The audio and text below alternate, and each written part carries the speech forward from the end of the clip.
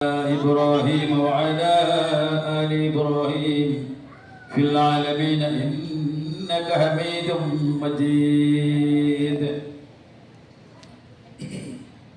يا أيها الذين آمنوا اتقوا الله حق تقاته ولا تموتن إلا وأنتم مسلمون. أعوذ بالله من الشيطان الرجيم. بسم الله الرحمن الرحيم. قل يا عبادي الذين أسرفوا على أنفسهم لا تقنطوا من رحمة الله إن الله يغفر الذنوب جميعا إنه هو الغفور الرحيم. وأنيبوا إلى ربكم وأسلموا له من قبل أن يأتيكم العذاب ثم لا تنصرون. واتبعوا أحسن ما أنزل إليكم من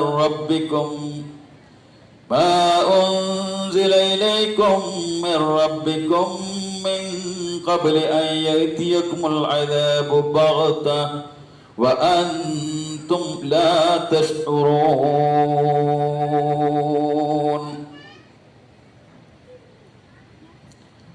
സ്നേഹമുള്ള സഹോദരന്മാരെ,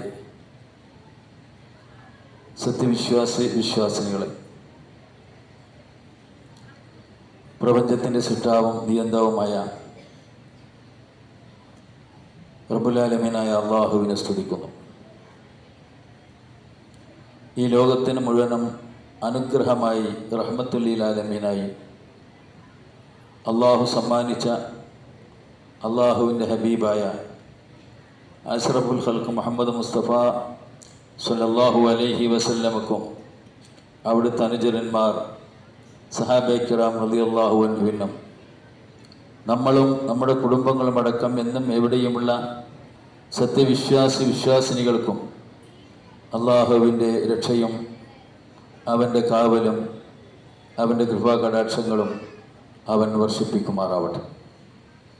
അള്ളാഹുവിൻ്റെ ഇഷ്ടാനിഷ്ടങ്ങളെ മനസ്സിലാക്കുകയും അവൻ്റെ ഇഷ്ടത്തിനനുസരിച്ച് ജീവിതത്തെ ക്രമീകരിക്കുകയും ചെയ്യണമേ എന്ന് ഈ സദസ്സിന് ഞാൻ ആമുഖമായി ഓർപ്പെടുത്തും.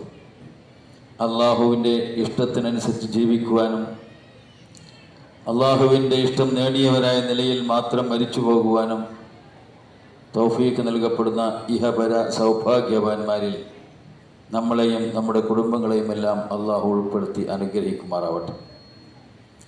പ്രിയമുള്ള സഹോദരന്മാരെ, സഹോദരികളെ, ഈ ദിവസത്തിൽ നാം ഇവിടെ ഒരുമിച്ച് കൂടിയതിൻ്റെ പ്രാധാന്യം മനസ്സിലാക്കി ഒരു പ്രത്യേകമായ നെയ്യത്തോടു കൂടി തന്നെ ആയിരിക്കും വന്നു ചേർന്നിട്ടുള്ള എല്ലാവരും എന്ന് ഞാൻ മനസ്സിലാക്കും.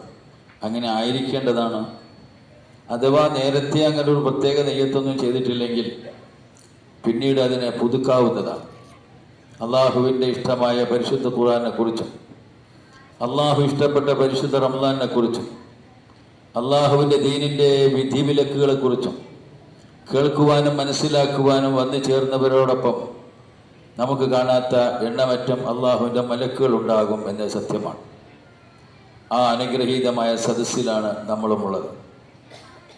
ഞാനിവിടെ നിങ്ങളെ പ്രധാനമായും കേൾപ്പിക്കേണ്ടത് പരിശുദ്ധമായ റമദാൻ നാം എങ്ങനെ വിനിയോഗിക്കണം, എന്തിനു വേണ്ടി വിനിയോഗിക്കണം എന്ന കാര്യത്തെക്കുറിച്ചാണ്. അതറിയുന്നവരും ഏറെ വർഷങ്ങളായി നോമ്പ് നോറ്റുകൊണ്ടിരിക്കുന്നവരുമാണ് നമ്മളൊക്കെ. ഈ ഇരിക്കുന്ന ആളുകളൊക്കെ എത്ര റമദാൻ അവരവരുടെ ജീവിതത്തിൽ ലഭിച്ചിട്ടുണ്ടാകും. തൻ്റെ ഇടത്തോടുകൂടി കൃത്യമായ നോമ്പിൻ്റെ മഹത്വത്തോടുകൂടി ഓർമ്മ വെച്ച രീതിയിൽ പരിശുദ്ധ റമദാൻ എത്രത്തോളം കഴിഞ്ഞു പോയിട്ടുണ്ടാകും എന്ന് എല്ലാവരുടെയും മനസ്സിലുണ്ട്, ഓർമ്മയിലുണ്ട്. അതുകൊണ്ട് തന്നെ റമദാൻ നോമ്പിന്റെ പ്രത്യേകമായ ചിട്ടകളെക്കുറിച്ചോ വ്യവസ്ഥകളെക്കുറിച്ചോ അതിന്റെ അർക്കാനുകളെക്കുറിച്ചോ മറ്റോ പ്രധാനമായും ഓർമ്മപ്പെടുത്തേണ്ടുന്ന ഒരു സദസ്സ ഇല്ല ഇത്. കൂടാതെ അടുത്ത വെള്ളിയാഴ്ചയും അതിന് തൊട്ടടുത്തുള്ള വെള്ളിയാഴ്ചയിലുമൊക്കെ നോമ്പിന്റെ പ്രത്യേകമായ അർക്കാനുകളെ സംബന്ധിച്ചും അതിന്റെ ഇത്തിബായിനെ കുറിച്ചുമെല്ലാം ഓർമ്മപ്പെടുത്തപ്പെടുന്ന ഖുതുബകളും സദസ്സുകളും ഉണ്ടായിരിക്കുകയും ചെയ്യും. അതിനും പുറമെ നോമ്പ് കാലമാകുമ്പോൾ നോമ്പ് ദിവസങ്ങളിൽ ഓരോരോ ദിവസങ്ങളിലും പ്രത്യേകമായ ചില ഓർമ്മപ്പെടുത്തലുകൾ നടത്തുന്ന സമ്പ്രദായവും നമ്മുടെ പള്ളിയിൽ ഉണ്ടാകാറുണ്ട്. ഇവിടെ പലരും ഓർമ്മപ്പെടുത്തിയതുപോലെ പാലക്കാട് മണ്ഡലത്തിൽ ഏറ്റവും കൂടുതൽ കുട്ടികൾ പഠിക്കുന്ന ഒരു മദ്രസ തരക്കേടില്ലാത്ത രൂപത്തിൽ സന്തോഷിക്കാവുന്ന തരത്തിലുള്ള ഒരു മദ്രസ എന്ന് നാം കേൾക്കുകയുണ്ടായി. അതിനപ്പുറം ഇത്ര ഈ യൂണിറ്റിന്റെ അടിസ്ഥാനത്തിലുള്ള ആളുകളെ പോലെ ഇത്രയും ബാഹുല്യമുള്ള ഒരു യൂണിറ്റും ഒരുപക്ഷെ പാലക്കാട് മണ്ഡലത്തിൽ വേറെ ഉണ്ടായിരിക്കുകയില്ല എന്നാണ് ഞാൻ മനസ്സിലാക്കുന്നത്.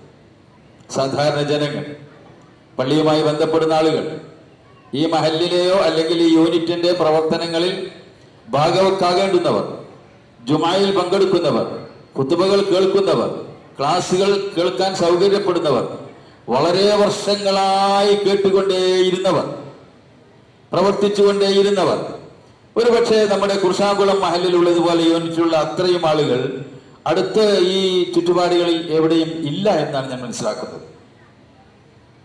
പക്ഷേ അതിൻ്റെതായ ഒരു ഉണർവ്, അതർഹിക്കുന്ന തരത്തിലുള്ള ഒരു ചടുലത, ഒരു ഉന്മേഷം ഇനിയും നമ്മൾ ആയി വന്നിട്ടില്ല എന്നത് എന്തിന്റെ കുറവാണ് എന്ന് നമ്മൾ മനസ്സിലാക്കുകയും അടുത്ത കാലങ്ങളിലെങ്കിലും അതിനെ സാർത്ഥകമായ രൂപത്തിൽ അള്ളാഹു തന്ന സൗകര്യങ്ങൾ ഉപയോഗപ്പെടുത്തിക്കൊണ്ട് അള്ളാഹു ഇഷ്ടപ്പെടുന്ന രൂപത്തിൽ ഈ പ്രദേശത്തെ മാറ്റിയെടുക്കുവാനുള്ള ഒരു ചടുലമായ പ്രതീക്ഷാർഹമായ നെയ്യത്തോടു കൂടിയുള്ള പ്രവർത്തനത്തിനു കൂടി ആക്കം കൂട്ടണമെന്ന് ആലോചിച്ചുകൊണ്ടാണ് ഇങ്ങനെ ഒരു പരിപാടി സംഘടിപ്പിച്ചിട്ടുള്ളത്. അല്ലാതെ റമദാനെ കുറിച്ച് മാത്രം കേൾപ്പിക്കാൻ വേണ്ടിയല്ല. ഇനി ഞാൻ എൻ്റെ വിഷയത്തിലേക്ക് പ്രവേശിക്കുകയാണ്.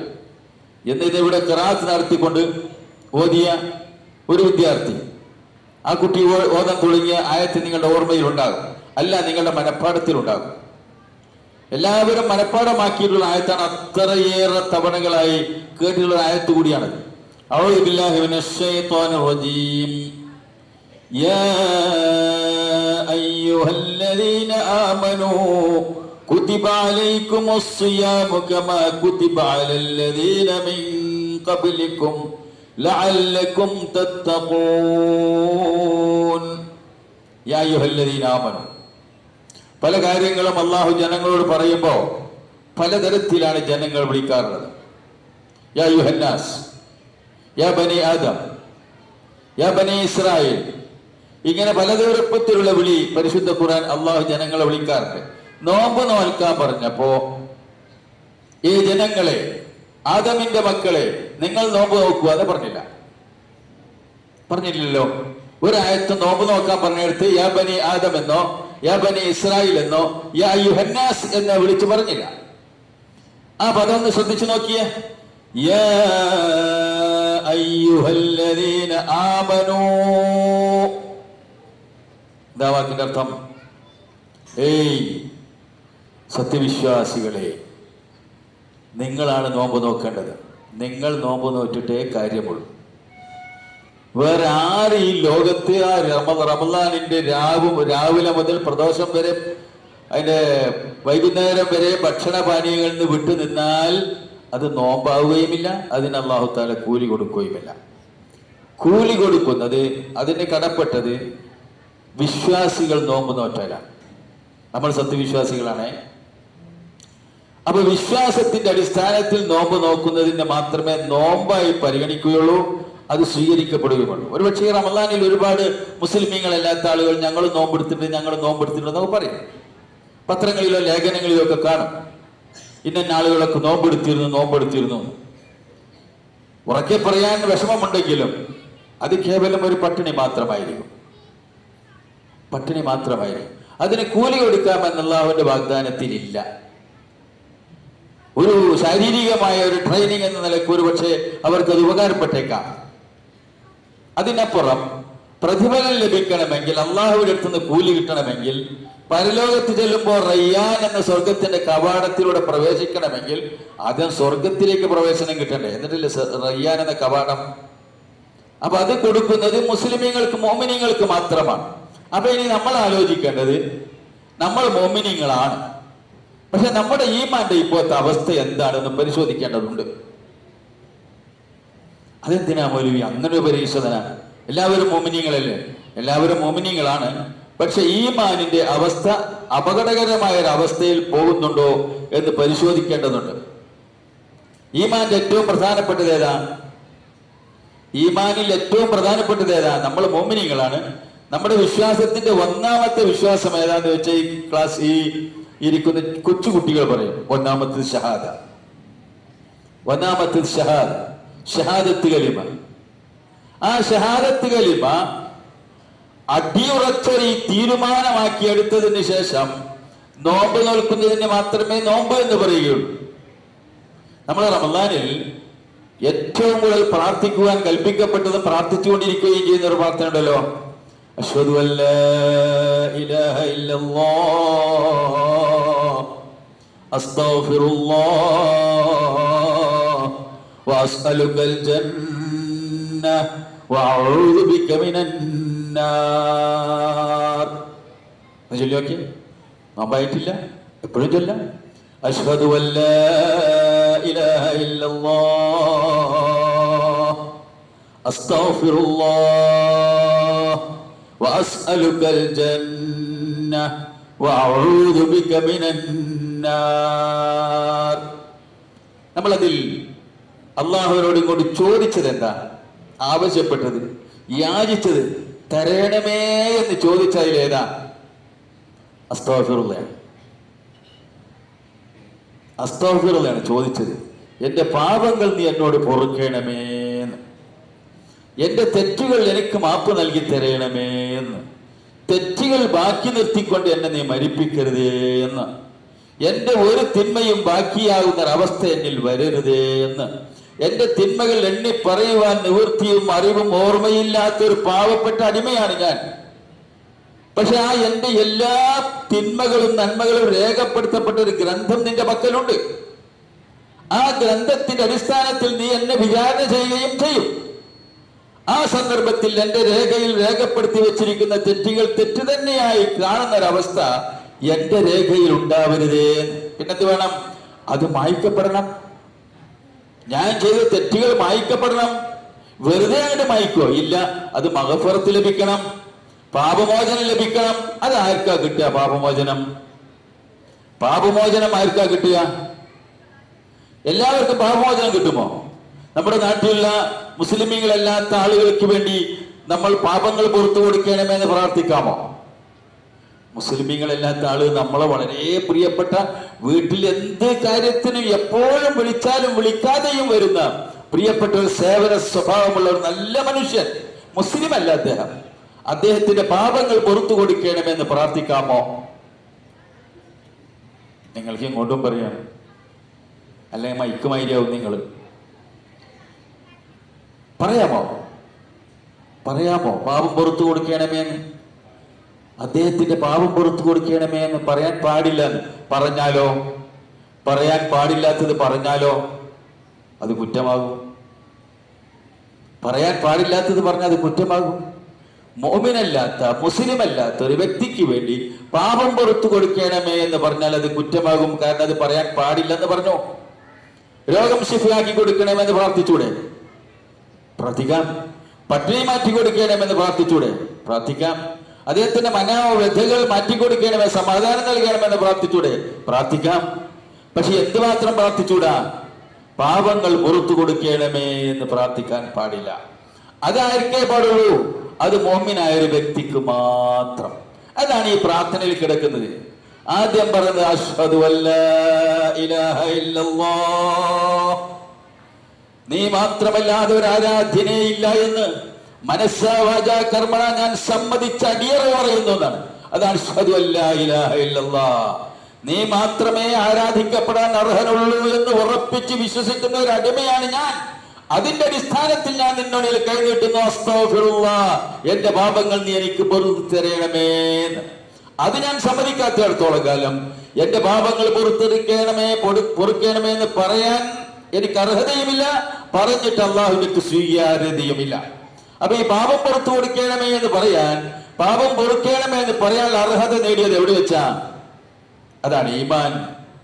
അള്ളാഹു അല്ലാതെ ആരാധ്യനേ ഇല്ല എന്ന് ഉറപ്പിച്ചും തറപ്പിച്ചും വിശ്വസിക്കുക. അതാണ് ഈമാൻ. ഇസ്ലാം കാര്യത്തിൽ ഒന്നാമത്തെ എന്തായിട്ട് അശ്ശഹാദ. ഒരു മനുഷ്യൻ മുസ്ലിം ആകുമ്പോൾ ആദ്യമായി നമസ്കാരം തുടങ്ങണമോ, അതോ നോമ്പ് തുടങ്ങണമോ, ഹജ്ജിന് പോകണമോ, ഉംറ തുടങ്ങണമോ, ഖുർആൻ ഓതാൻ തുടങ്ങണമോ, അതോ ഷഹാദത്ത് ചൊല്ലണമോ? ഒരാൾ മുസ്ലിം ആകണമെങ്കിൽ അയാൾ ഷഹാദത്ത് ചൊല്ലിയേ പറ്റൂ. ആ ഷഹാദത്ത് എന്താണെന്ന് മനസ്സിലാക്കാതെ ഷഹാദത്തിന്റെ ആളുകളായി മാറിയാലോ? ഷഹാദത്ത് എന്താണെന്ന് കൃത്യമായി മനസ്സിലാക്കാതെ ഷഹാദത്തിന്റെ ആളുകളായി മാറിയാൽ അല്ലദീന ആമനൂ വലം യൽബിസൂ ഈമാനഹും ബിളുൽമിൻ എന്നൊരു പ്രയോഗം നടത്തി സൂറത്ത് ആൽ ഇംറാൻ. വിശ്വസിച്ചിട്ടുണ്ട് അവർ, പക്ഷെ അവരുടെ ഈമാനിൽ ശിർക്ക് കലരുന്നു, അതാണ് ദുൽമ്. വിശ്വസിച്ചിട്ടുണ്ട്, അള്ളാഹുവിൽ വിശ്വാസമുണ്ട് അവർക്ക്, അള്ളാഹു പറഞ്ഞ പല കാര്യങ്ങളിലും അവർ വിശ്വസിക്കുന്നുമുണ്ട്, പക്ഷെ അവരുടെ ഈമാനിൽ ശിർക്ക് കലർന്നിരിക്കുന്നു. ശിർക്ക് കലർന്നൊരു ഈമാനം കൊണ്ടാണ് നമ്മൾ നോമ്പ് നോൽക്കുന്നത് എങ്കിലോ, ശിർക്ക് കലർന്ന ഈമാനോട് കൂടിയാണ് നമ്മൾ നോമ്പ് നോൽക്കുന്നത് എങ്കിലോ എന്താകും? ശിർക്ക് പ്രവർത്തിക്കുന്നവരായിക്കൊണ്ടാണ് നമ്മൾ നോമ്പ് നോൽക്കുന്നത് എങ്കിൽ അത് നോമ്പായോ 100% നോമ്പായി കിട്ടുമെന്ന് വിശ്വസിക്കാമോ? പറ്റുമോ? ഇല്ല. ഒരു മുസ്ലിക്കായ മനുഷ്യൻ പാസ്പോർട്ടും കിട്ടിയാൽ ഹജ്ജിന് പോയി, ഹജ്ജ് കഴിഞ്ഞ് എല്ലാവരും ഓടുന്നോടത്ത് ഓടി, എല്ലാവരും നടക്കുന്നോടത്ത് എറിഞ്ഞു, എല്ലാവരും എറിയോടത്ത് എറിഞ്ഞു, എല്ലാം കൃത്യമായി കഴിഞ്ഞു. അയ്യാമത്തെ ശരിക്കും അവിടെ തന്നെ കഴിച്ചുകൂട്ടി തിരിച്ചു വന്നു. ആളുകൾ പക്ഷേ വേലായുധൻ ഹാജി എന്ന് വിളിച്ചേക്കാം, ഗോപാലൻ ഹാജി എന്ന് വിളിച്ചേക്കാം. അയാൾ ഹാജി ആകുമോ? ഇല്ല. എന്തുകൊണ്ട്? എന്ത് കാര്യം അയാൾ ചെയ്യാഞ്ഞത്? ഹാജിമാർ ചെയ്യുന്ന എല്ലാ പ്രവൃത്തിയും അദ്ദേഹം ചെയ്തില്ലേ? കഅബന്റെ ചുറ്റും തന്നെയല്ലേ അദ്ദേഹം തവാഫ് ചെയ്തത്? അതെ. സഫാ മർവയുടെ ഇടയിൽ തന്നെയല്ലേ അദ്ദേഹം സഈ നടത്തിയത്? അതെ. മിനായിലല്ലേ അദ്ദേഹം കല്ലെറിഞ്ഞത്?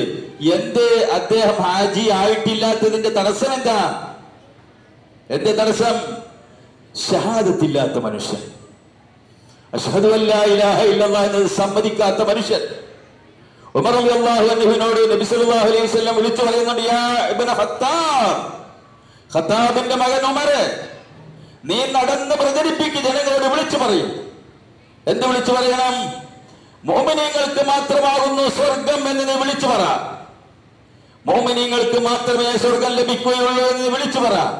എന്താണ് സ്വർഗം ലഭിക്കുവാൻ ഏറ്റവും പ്രധാനമായി ഉണ്ടാവേണ്ടത്? സ്വർഗം ലഭിക്കണം. നമ്മളിപ്പോ ഷഹാദത്തിലുമൊക്കെ ഉള്ളവരാണ് വിചാരിച്ചോ, ഒരു കുഴപ്പവുമില്ല. ആർക്കെങ്കിലും ഉറപ്പുണ്ടോ മരിച്ചു കഴിഞ്ഞാൽ ഉടനെ സ്വർഗത്ത് പോകാൻ പറ്റുമെന്ന്? ആർക്കെങ്കിലും ഉറപ്പുണ്ടോ? എങ്ങനെ പോകാനാ? എന്തെല്ലാം കുറവുകളും വീഴ്ചകളുമാണ് എന്റെ ഭാഗത്ത് നിന്നുണ്ടായിരിക്കുന്നത്. എത്ര ഫർദ് നമസ്കാരങ്ങളാണ് ഞാൻ ഒഴിവാക്കിയിട്ടുള്ളത്? എത്ര മനുഷ്യനെയാണ് ഞാൻ മാനസികവും ശാരീരികവും സാമ്പത്തികമായി വേട്ടയാടിയിട്ടുള്ളത്? എത്ര തവണയാണ് എന്റെ മാപ്പയെയും ഉമ്മയും ഞാൻ വേദനിപ്പിക്കുകയും കണ്ണീരൊളിപ്പിക്കുകയും ചെയ്തിട്ടുള്ളത്? എത്രയെത്ര തവണമാണ് ഞാൻ കാരണമായി നാട്ടിൽ തന്നെ പ്രശ്നങ്ങളും വിഷമങ്ങളും ഉണ്ടാക്കിയിട്ടുള്ളത്? എന്തെല്ലാം കുറ്റകൃത്യങ്ങളിലാണ് ഞാൻ ഇടപെട്ടിട്ടുള്ളത്?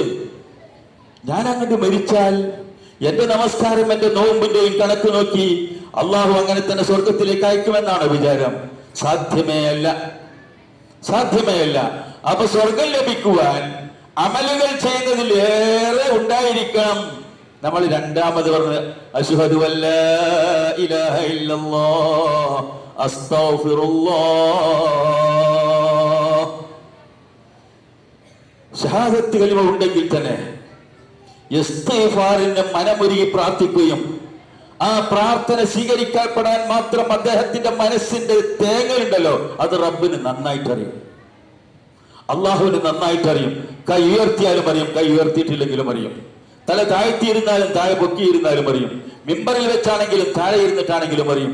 ഹജറുൽ അസ്വദ് മുത്തിക്കൊണ്ടാണെങ്കിലും തവാഫ് ചെയ്തുകൊണ്ടായിരുന്നാലും പ്രാർത്ഥിക്കുന്നവന്റെ ശബ്ദം കേട്ടുകൊണ്ടല്ല അള്ളാഹു പുറത്തു കൊടുക്കുന്നത്. പ്രാർത്ഥിക്കുന്നവന്റെ മനസ്സിന്റെ തിടുക്കമുണ്ടല്ലോ, ആ ആർത്തി, ആ ആഗ്രഹം, അത് കിട്ടിയിട്ടില്ലെങ്കിൽ അവന്റെ ബേജാറും വെപ്രാളവും. അങ്ങനെയുള്ള ഇസ്തിഗ്ഫാർ, അസ്തഗ്ഫിറുല്ലാഹ്, ഒരു ദിവസം നമ്മൾ എത്ര തവണ പറയും അസ്തഗ്ഫിറുല്ലാഹ്?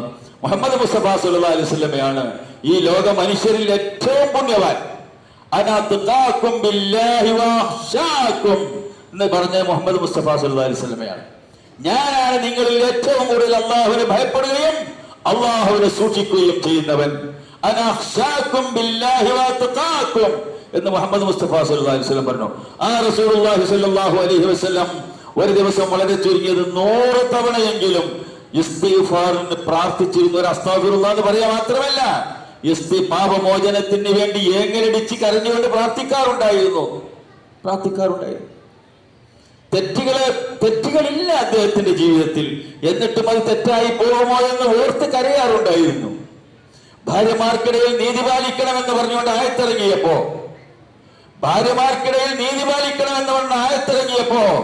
മുത്തു മുഹമ്മദ് മുസ്തഫ സല്ലല്ലാഹു അലൈഹി വസല്ലം ഭാവത്ത് കരഞ്ഞുകൊണ്ട് പറഞ്ഞത് എന്താണെന്ന് അറിയാമോ? അല്ലാഹുവേ, എന്റെ കൽബ് എന്റെ കയ്യിലല്ലല്ലോ, എന്റെ കൽബിന്റെ തോന്നലുകൾ നിയന്ത്രിക്കാൻ എനിക്ക് നിവൃത്തിയില്ലല്ലോ.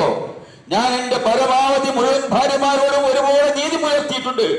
സ്നേഹം എപ്പോഴെങ്കിലും ആരോടെങ്കിലും എന്ന് പ്രത്യേകം തോന്നിയിട്ടുണ്ടെങ്കിൽ അത് എന്റെ കുറ്റമാകുമോ വരച്ചവനെ? എനിക്ക് നിയന്ത്രിക്കാൻ പറ്റിയിട്ടില്ലല്ലോ. അതിന്റെ പേരിൽ എന്നെ നീ പരലോകത്തിൽ പ്രതിക്കൂട്ടിൽ നിർത്തുമോ എന്ന് ഭയം മുഹമ്മദിനുണ്ട്. ആലോചിച്ചു നോക്കിയേ, മുഹമ്മദ് മുസ്തഫ സല്ലല്ലാഹു അലൈഹി വസല്ലം പേടി, ബേജാറ്. ഒരു തെറ്റും ചെയ്യാതിരിക്കുവാൻ, സംഭവിക്കാതിരിക്കുവാൻ അള്ളാഹു പ്രത്യേക സംരക്ഷണം നൽകിയ ആളല്ലേ മുഹമ്മദ് മുസ്തഫ സല്ലല്ലാഹു അലൈഹി വസല്ലം. ഏറ്റവും അവസാന കാലത്തല്ലേ മുഹമ്മദ് റസൂൽ വന്നത്? ഏറ്റവും ആദ്യം സ്വർഗത്തിൽ പ്രവേശിക്കലാരാ? മുഹമ്മദ് മുസ്തഫ സല്ലല്ലാഹു അലൈഹി വസല്ലം. ഈ ലോക മനുഷ്യർക്ക് വേണ്ടി ശഫാഅത്ത് ചെയ്യലാരാ? മുഹമ്മദ് മുസ്തഫ സല്ലല്ലാഹു അലൈഹി വസല്ലം. വേറെ ആർക്കെങ്കിലും ആ സ്ഥാനം കൊടുത്തോ? അല്ലാഹു തആല കൊടുത്തിട്ടില്ല. അത്രയും പ്രിയപ്പെട്ടവനും പ്രിയങ്കരനുമായ മുഹമ്മദ് മുസ്തഫ സല്ലല്ലാഹു അലൈഹി വസല്ലം ഒരു ദിവസത്തിൽ വളരെ ചുരുങ്ങിയ 100 തവണയെങ്കിലും പടച്ചവനോട് പൊറുക്കലിനെ തേടിയിരുന്നു. എന്തിനു വേണ്ടി? സ്വർഗം ലഭിക്കാൻ അത് അത്യാവശ്യമാണ്. ഇല്ലെങ്കിൽ ബ്ലോക്ക് ഉണ്ടാകും, അങ്ങോട്ട് കടക്കാൻ പറ്റൂല. ഞാൻ ആദ്യം ചോദിച്ചു, ഒന്നുകൂടി തിരുത്തുന്നു.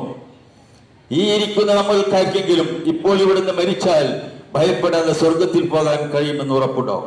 നമ്മുടെ പാപങ്ങൾ അല്ലാഹു പുറത്തു തന്നിട്ടില്ലെങ്കിൽ പാപം പൊറുക്കണമേ എന്ന് പറയാനുള്ള അർഹത ആർക്ക് എന്ന് സംസാരിച്ച നമ്മൾ ആർക്കാണ്? എന്റെ പാപങ്ങൾ പൊറുക്കണമേ, അദ്ദേഹത്തിന്റെ പാപങ്ങൾ പുറത്തു കൊടുക്കണമേ എന്ന് പറയുവാനുള്ള ആ വ്യക്തിയുടെ അർഹത അശ്ഹദു അല്ലാ ഇലാഹ ഇല്ലല്ലാഹ്. നോമ്പ് സ്വീകരിക്കപ്പെടുവാനുള്ള അർഹത അശ്ഹദു അല്ലാ ഇലാഹ ഇല്ലല്ലാഹ്. നമസ്കാരം സ്വീകരിക്കപ്പെടുവാനുള്ള അർഹത അശ്ഹദു അല്ലാ ഇലാഹ ഇല്ലല്ലാഹ്. ഹജ്ജ് സ്വീകരിക്കപ്പെടുവാനുള്ള അർഹത അശ്ഹദു അല്ലാ ഇലാഹ ഇല്ലല്ലാഹ്. സകാത്ത് സ്വീകരിക്കപ്പെടുവാനുള്ള അർഹത അശ്ഹദു അല്ലാ ഇലാഹ ഇല്ലല്ലാഹ്. സദഖയും ദാനധർമ്മങ്ങളും സ്വീകരിക്കപ്പെടാനുള്ള അർഹത അശ്ഹദു അല്ലാ ഇലാഹ ഇല്ലല്ലാഹ്. അവിടെ വല്ല കേടുണ്ടോ എന്ന് നോക്കണ്ടേ? അവിടെ വല്ല തകരാറുമുണ്ടോ നമ്മൾ നോക്കണ്ടേ? നോക്കിയേ പറ്റൂ.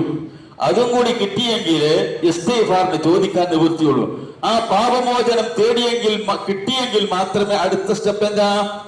അശ്ഹദു അല്ലാ ഇലാഹ ഇല്ലല്ലാഹ് അസ്തഗ്ഫിറുല്ലാഹ് വഅസ്അലുകൽ ജന്ന.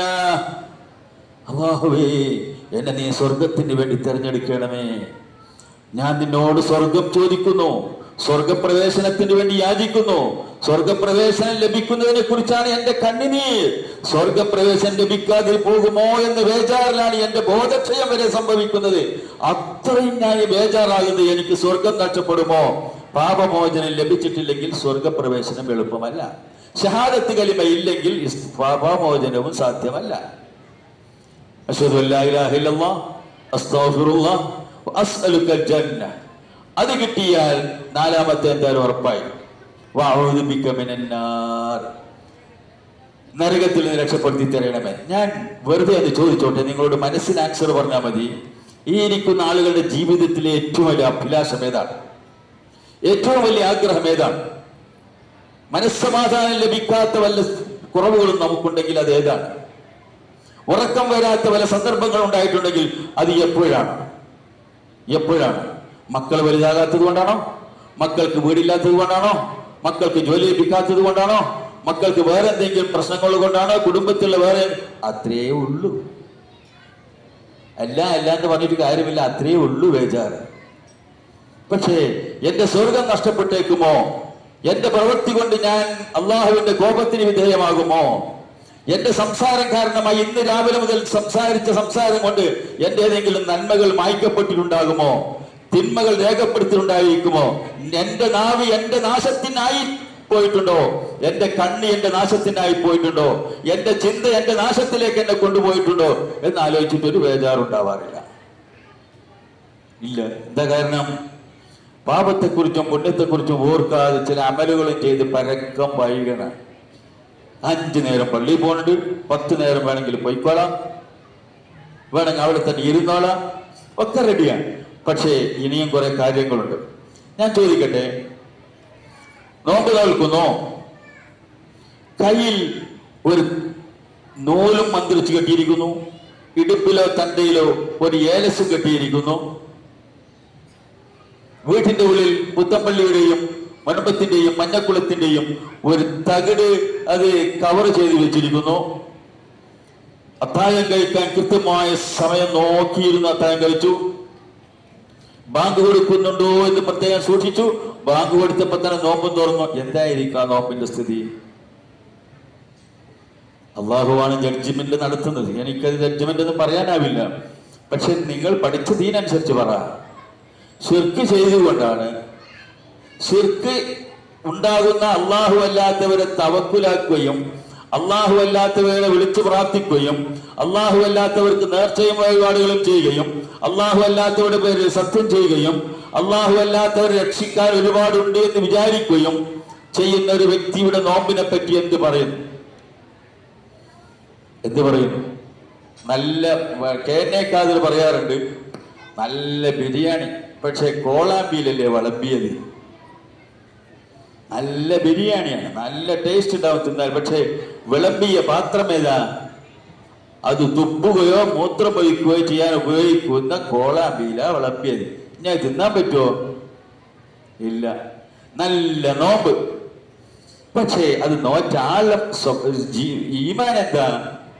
ആ ഈമാൻ ഖറാബാണെങ്കിൽ, തകരാറാണെങ്കിൽ അത് പരലോകത്ത് ഉപകരിക്കാൻ കിട്ടുമോ? ഇല്ല. അപ്പൊ ഏത് നേരാവണം ആദ്യം?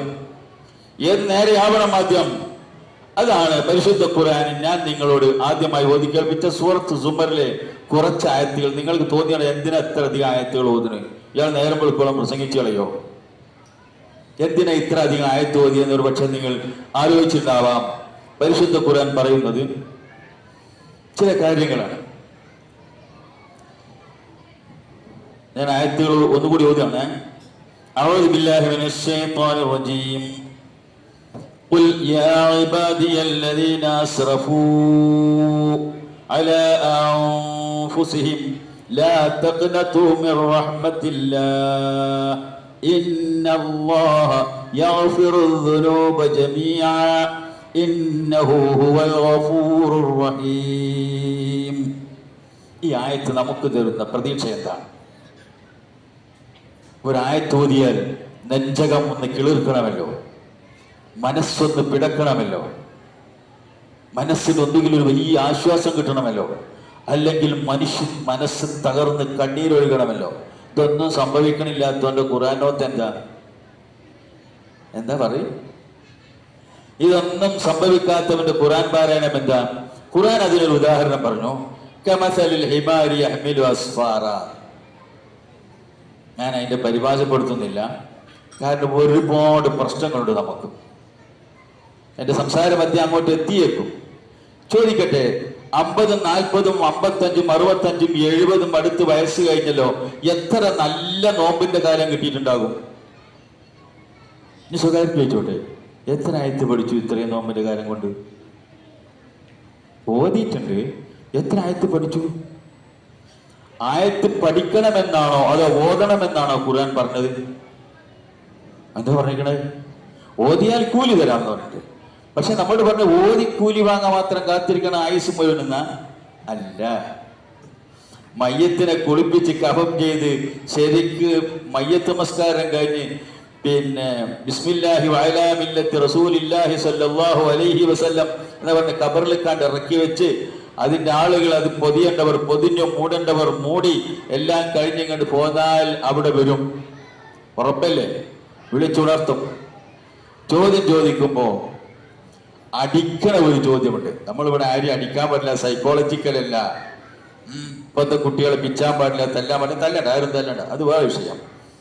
പക്ഷെ മലക്കുകൾ അടി ഒരു മനുഷ്യൻ കൊള്ളുകയാണെങ്കിലോ അടിക്കണ്ട എന്ന് പറഞ്ഞാൽ ലെറ്റർ എഴുതിയിട്ട് കാര്യമുണ്ടോ?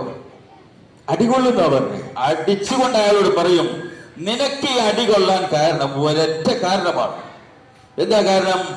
ഒമാ തലൈത്ത ഒമാ ദറൈത്ത, ഒമാ തലൈത്ത ഒമാ ദറൈത്ത. ഇത് പറഞ്ഞുകൊണ്ടേ അടിക്കും അവനെ. എന്തിനാ പറഞ്ഞത്?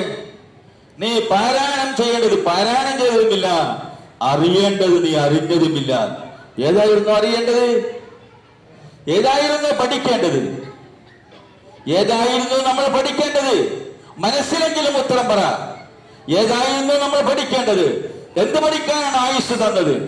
എന്ത് പഠിക്കാനാണ് കണ്ണും കാതും തന്നത്? എന്ത് പഠിക്കാനാ? കണ്ണ് പറയില്ല, ഈ കള്ളൻ എന്നെയും കൊണ്ട് എവിടൊക്കെ നടന്നറിയാമോ? ഈ ദുഷ്ടൻ എന്നെ കൊണ്ടൊരു ഖുർആൻ പഠിക്കുവാൻ ഒരു സദസ് പോലും ഉപയോഗപ്പെടുത്തിയിട്ടില്ല. ഇവൻ എന്ത് വൃത്തികെട്ടവനാണെന്ന് പറയില്ലേ? മനുഷ്യന്റെ കണ്ണ്, മനുഷ്യന്റെ കാത്, എന്നെയും വെച്ച് ഇവർ എവിടെയൊക്കെ പോയിട്ടുണ്ട്, എന്തൊക്കെ കേട്ടിട്ടുണ്ട്. പക്ഷെ ഒരു ആയത്ത് നിന്ന് കേൾക്കുമ്പോൾ അവൻ അങ്ങനെ ചന്തിയണ്ട് പൊന്തി എണീറ്റ് അങ്ങോട്ട് പോകും. ആയത്ത് ഓതാൻ തുടങ്ങിയാൽ പറ്റാതെ പോകും.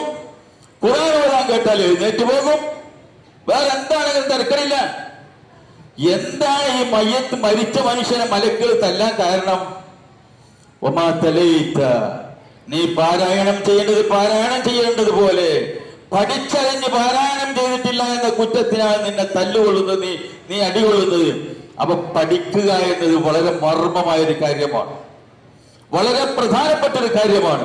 അള്ളാഹുവിനെ തിരിച്ചറിയണമെങ്കിൽ വേറൊരു സ്ക്രീനിലും അത് കാണുകയില്ല. ആരാണ് എന്റെ നാഥൻ എന്നറിയണമെങ്കിൽ ഖുർആൻ തന്നെ നോക്കണം.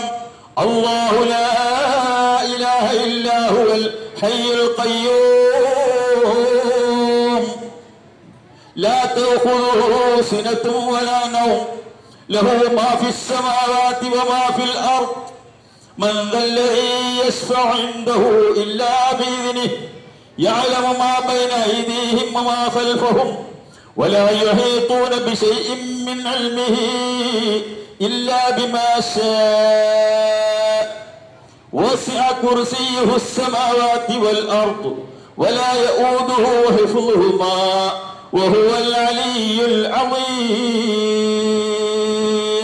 ഏറ്റവും ബർക്കത്താക്കപ്പെട്ട ഒരു ആയത്ത്, ഏറ്റവും ശ്രേഷ്ഠമായ ഒരു ആയത്ത്. ആയത്തിന് നമ്മൾ പേര് വിളിച്ചു ആയത്തുൽ കുർസി. അള്ളാഹുവിന്റെ സിംഹാസനത്തെ കുറിച്ച് പറയുന്നത് കൊണ്ടാണ് അതിന് ആയത്തുൽ കുർസി എന്ന് പറഞ്ഞത്. അള്ളാഹുവിനെ പറ്റിയല്ലാതെ അതിലൊരു അക്ഷരം പറഞ്ഞില്ല. ആ ആയത്ത് ഓരോ നമസ്കാരത്തിന് ശേഷം നമ്മൾ സ്ഥിരമായി ഓതിയാൽ ഓഫറുണ്ട്. അവൻ മരണം മാത്രമേ തടസ്സമുണ്ടാകൂ സ്വർഗത്തിൽ പോകുന്നതിന്. അത് അങ്ങനെ തന്നെയാണ്. പക്ഷെ അറിയാതെയാണോ ഓതിയത്? കാലാകാലം അറിയണമെന്നതെങ്കിലും നീ അറിഞ്ഞിരുന്നോ? അത് നീ അറിയേണ്ടതാണെന്ന് അള്ളാഹുവിനെ പറ്റി അറിയാൻ വേറൊരു വഴി പറഞ്ഞു. നിങ്ങള് പരിശുദ്ധ ഖുർആൻ പഠിക്കുകയല്ലാതെ അള്ളാഹുവിനെ കുറിച്ച് അറിയാൻ വേറെ എന്തെങ്കിലും പറഞ്ഞേരും കൂട്ടുണ്ടോ? മരണത്തെ കുറിച്ച് ഓർത്താൽ മതി. എവിടെ എത്ര മരണങ്ങൾ കണ്ടു നമ്മൾ. എന്നിട്ട് നമുക്ക് വല്ല മാറ്റവും വന്നോ? മാറ്റം വന്നില്ല. 5 മിനിറ്റ് പോലും മാറ്റം വന്നില്ല. ഒരുപാട് ഞെട്ടലുണ്ടായി, ഞെടുക്കങ്ങളുണ്ടായി. അയാൾ എവിടേക്ക് പോയതായിരുന്നു? ഒരു ഹെൽമെറ്റിന്റെ കുറവ്, ഹെൽമെറ്റും ഉണ്ടായിരുന്നത് ഘടിപ്പിക്കുന്നതിന്റെ കുറവ്, വണ്ടി എടുത്തതിന്റെ തെറ്റ് അയാൾക്ക് സംഭവിച്ചില്ല, തിരിച്ച് ഇങ്ങോട്ട് വന്നതിന്റെ തെറ്റ്. ഓരോരോ കാരണം പറഞ്ഞ് നമ്മൾ ഇങ്ങനെ ഞെടുങ്ങി. എത്ര മിനിറ്റ് ഞെടുങ്ങി? ഒരു മാറ്റവും ഉണ്ടായില്ല. മയ്യത്ത് വഹിച്ചിട്ട് വന്നില്ല, മയ്യത്ത് കുളിപ്പിച്ചിട്ട് വന്നില്ല, മയ്യത്തിന് വേണ്ടി നമസ്കരിച്ചിട്ട് വന്നിട്ടില്ല, മയ്യത്തിനെ പറ്റി പറഞ്ഞു കേട്ടിട്ട് വന്നില്ല, അള്ളാഹുവിനെ കുറിച്ചൊരു ഭയം തോന്നിയില്ല. കുറച്ച് മിനിറ്റുകളല്ലാതെ. പക്ഷെ അള്ളാഹു പറഞ്ഞു എന്തിന്? ഖലഖൽ മൗത വൽ ഹയാത ലിയബ്ലുവക്കും അയ്യുക്കും അഹ്സനു അമല. മരണവും ജനനവും വെച്ചിരിക്കുന്നത് നിങ്ങൾ പടച്ചവനെ തിരിച്ചറിഞ്ഞ അമലുകൾ നല്ലത് ചെയ്യുവാൻ വേണ്ടിയാണ്. ചെയ്തില്ല, കണ്ടില്ല. അപ്പൊ ഒരൊറ്റ കാര്യമേ ഉള്ളൂ, മനുഷ്യന്റെ കൽബ് ലോക്കാവാതിരിക്കാൻ, മനുഷ്യന്റെ കൽബ് ലോക്കാകാതിരിക്കുവാൻ ഒരേ ഒരു താക്കോലേ ഉള്ളൂ, അത് പരിശുദ്ധ ഖുർആൻ മാത്രം. പരിശുദ്ധ ഖുർആൻ കൊണ്ട് മാത്രമേ മനുഷ്യന്റെ മനസ്സിന്റെ ഹൃദയത്തിന്റെ ലോക്ക് നീക്കി അതിന്റെ ഉള്ളിലേക്ക് വെളിച്ചമോ വിവരമോ കടക്കണമെങ്കിൽ അതിന്റെ ലോക്കായി കിടക്കുന്ന ആ ഹൃദയത്തെ തുറക്കണം. പരിശുദ്ധ ഖുർആൻ പറയുന്നുണ്ട്, അവന്റെ സാധാരണ കണ്ണിനല്ല അന്ധത ബാധിച്ചത്, അതിന്റെ കാഴ്ചയുണ്ട്, പക്ഷെ അവന്റെ ഹൃദയത്തിന്റെ കണ്ണിന് അന്ധത ബാധിച്ചു പോയി. ഹൃദയത്തിന്റെ കണ്ണ്, ഹൃദയത്തിന്റെ കാത്, ഹൃദയത്തിന്റെ കാതിന് ബധിരത ബാധിച്ചാൽ പിന്നെ പറഞ്ഞതൊന്നും അങ്ങോട്ട് കേൾക്കൂല. ഹൃദയത്തിന്റെ കണ്ണിന് ബധിരത ബാധിച്ചാൽ പിന്നെ കണ്ടതൊന്നും അവനൊരു പാഠം നൽകുകയില്ല.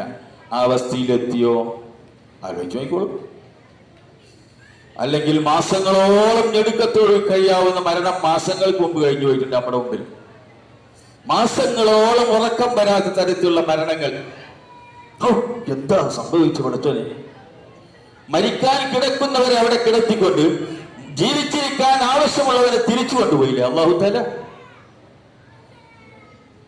കൊണ്ടുപോയില്ലേ? ഒരു മഹലിലാണെങ്കിൽ അയാൾ മരിച്ചു കിട്ടിയെങ്കിൽ ഇത്തരം ദുരിതപ്പെട്ടുമായി ജീവിക്കുന്നതിനേക്കാൾ നല്ലത് അയാൾ മരിക്കുകയാണെന്ന് ചില ആളുകളെ പോയി കണ്ടിട്ട് രോഗം കണ്ടുവന്നിട്ട് പറയാറുണ്ട്. പക്ഷെ അവനെ അവിടെ കിടത്തിയിട്ട് അയാളെ ശുശ്രൂഷിക്കുകയും അയാൾക്ക് വേണ്ടി ജീവിക്കുകയും പണം ചെലവഴിക്കുകയും പണം സമ്പാദിക്കുകയും ചെയ്യേണ്ടവനെ എടുത്തിട്ട് കൊണ്ടുപോയില്ലേ? എന്തിന്? അയാളോട് പകരം വീട്ടിയതാണോ അള്ളാഹു? അദ്ദേഹത്തിന്റെ ആശ്രിതരോട് പകരം വീട്ടിയതാണോ അള്ളാഹു? അല്ല, ജീവിച്ചിരിക്കുന്നവനെ ബോധപ്പെടുത്തിയതാണ് അള്ളാഹു. ജീവിച്ചിരിക്കുന്നവനെ ബോധപ്പെടുത്തിയതാണ് അള്ളാഹു. പക്ഷെ ബോധം വരണ്ടേ ഈ മന്ദബുദ്ധികൾക്ക്? ബോധം വരണ്ടേ? ബോധം വരുന്നില്ല. ബോധം വരും ഒരു സമയത്ത്, ബോധം വന്നിട്ടും ഒരു ഫലവും ഇല്ലാത്തൊരു സമയത്ത്. ആ സമയത്ത് ബോധം വന്നതുകൊണ്ട് യാതൊരു കാര്യവുമില്ല. വാരിറ്റി ഇല്ലേ ആ സുന്നത്തിലുണ്ടോ ആ പ്രവൃത്തിയെന്ന് ഇപ്പൊ ഞാൻ തർക്കിക്കുന്നില്ല.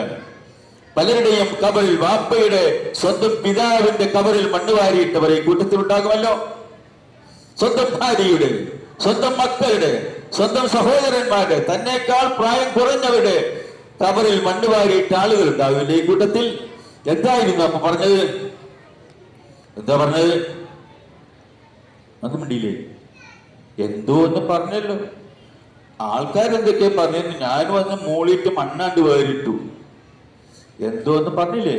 മിൻഹാ ഖലഖനാകും വഫീഹാ നുഈദുകും വമിൻഹാ നുഖ്രിജുകും താറതൻ ഉഖ്റാ.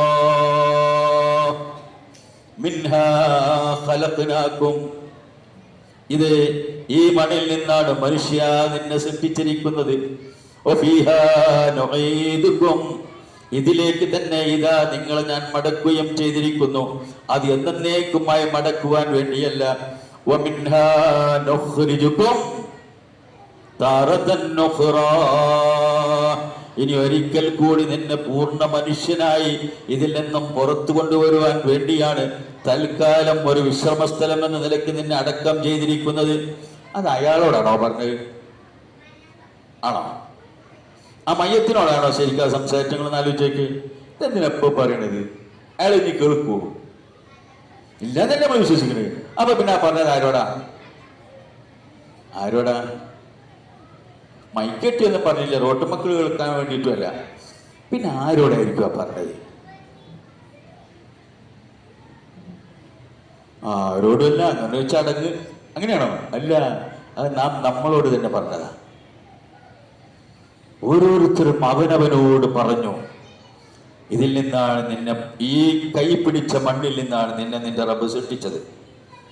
ഈ മണ്ണിലേക്ക് നിന്നെ ഒരിക്കൽ അവൻ മടക്കി കൊണ്ടുപോകും. പിന്നീട് അതിൽ നിന്ന് രണ്ടാമതും മനുഷ്യനായി നിന്നെ പുറത്തു കൊണ്ടുവരും എന്ന് പറഞ്ഞത് ഓരോരുത്തരും അവരോട് തന്നെയാണ്. അത് കണ്ട് നിവർന്നു നിൽക്കുമ്പോൾ ഒരു കണ്ണ് ഇരുട്ടടച്ച് ബോധം കെട്ടി വീഴുമായിരുന്നു. എന്താണ് ആ പറഞ്ഞതെന്ന് അറിഞ്ഞിരുന്നുവെങ്കിൽ. അറിയാതെ പറഞ്ഞു, ഒന്നും അറിയാതെ എറിഞ്ഞു, അവിടെ നിന്ന് ഇറങ്ങി ഇങ്ങോട്ട് പിരിഞ്ഞു. ഇത്ര നടന്നു. അതിനെന്തിനാ കൂട്ടരെ മനുഷ്യനാകണേ? അതിനെന്തിനാ മനുഷ്യനാകണേ? മനുഷ്യനാകുമ്പോൾ പറഞ്ഞത് അറിയണ്ടേ, പറഞ്ഞതിനെ കുറിച്ച് ചിന്തിക്കണ്ടേ, അതിനനുസരിച്ച് ജീവിതങ്ങളെ മാറ്റിമറിക്കണ്ടേ? അത് മാറ്റിമറിക്കേണ്ടതുണ്ട്. അത് ഇവിടെ എൻ്റെ വിഷയം ഇതാണ്. നോമ്പിലേക്ക് പ്രവേശിക്കുന്നതിന് മുമ്പ് ശരിയാക്കിയെടുക്കേണ്ട ഏറ്റവും പ്രധാനപ്പെട്ട ഭാഗം ഏതാണ്? ഷഹാദത്ത് കലിമയാണ്. ഷഹാദത്ത് കലിമയാണ്. തൗഹീദ് ശരിയായിട്ടില്ലെങ്കിൽ, അവന്റെ ഈമാൻ അവിടെ ശരിയായിട്ടില്ലെങ്കിൽ അവന്റെ അമൽ എന്താകും? പരിശുദ്ധ ഖുർആൻ ഒരു താക്കീത് ചെയ്യേണ്ട ആളല്ല സത്യത്തിൽ മുഹമ്മദ് മുസ്തഫ സല്ലല്ലാഹു അലൈഹി വസല്ലം. ഉറപ്പല്ലേ? ഒത്തിരി വെള്ളം കിട്ടും. താക്കീത് ചെയ്യപ്പെടുന്ന ആളല്ല റസൂലുള്ളാഹി സ്വല്ലല്ലാഹു അലൈഹി വസല്ലം.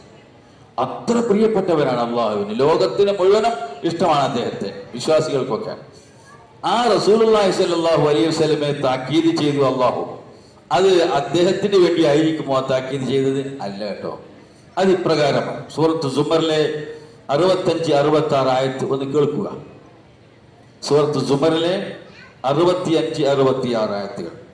أعوذ بالله من الشيطان الرجيم ولقد أوحي إليك وإلى الذين من قبلك لئن أشركت ليحبطن عملك ولتكونن من الخاسرين بل الله فاعبد وكن من الشاكرين.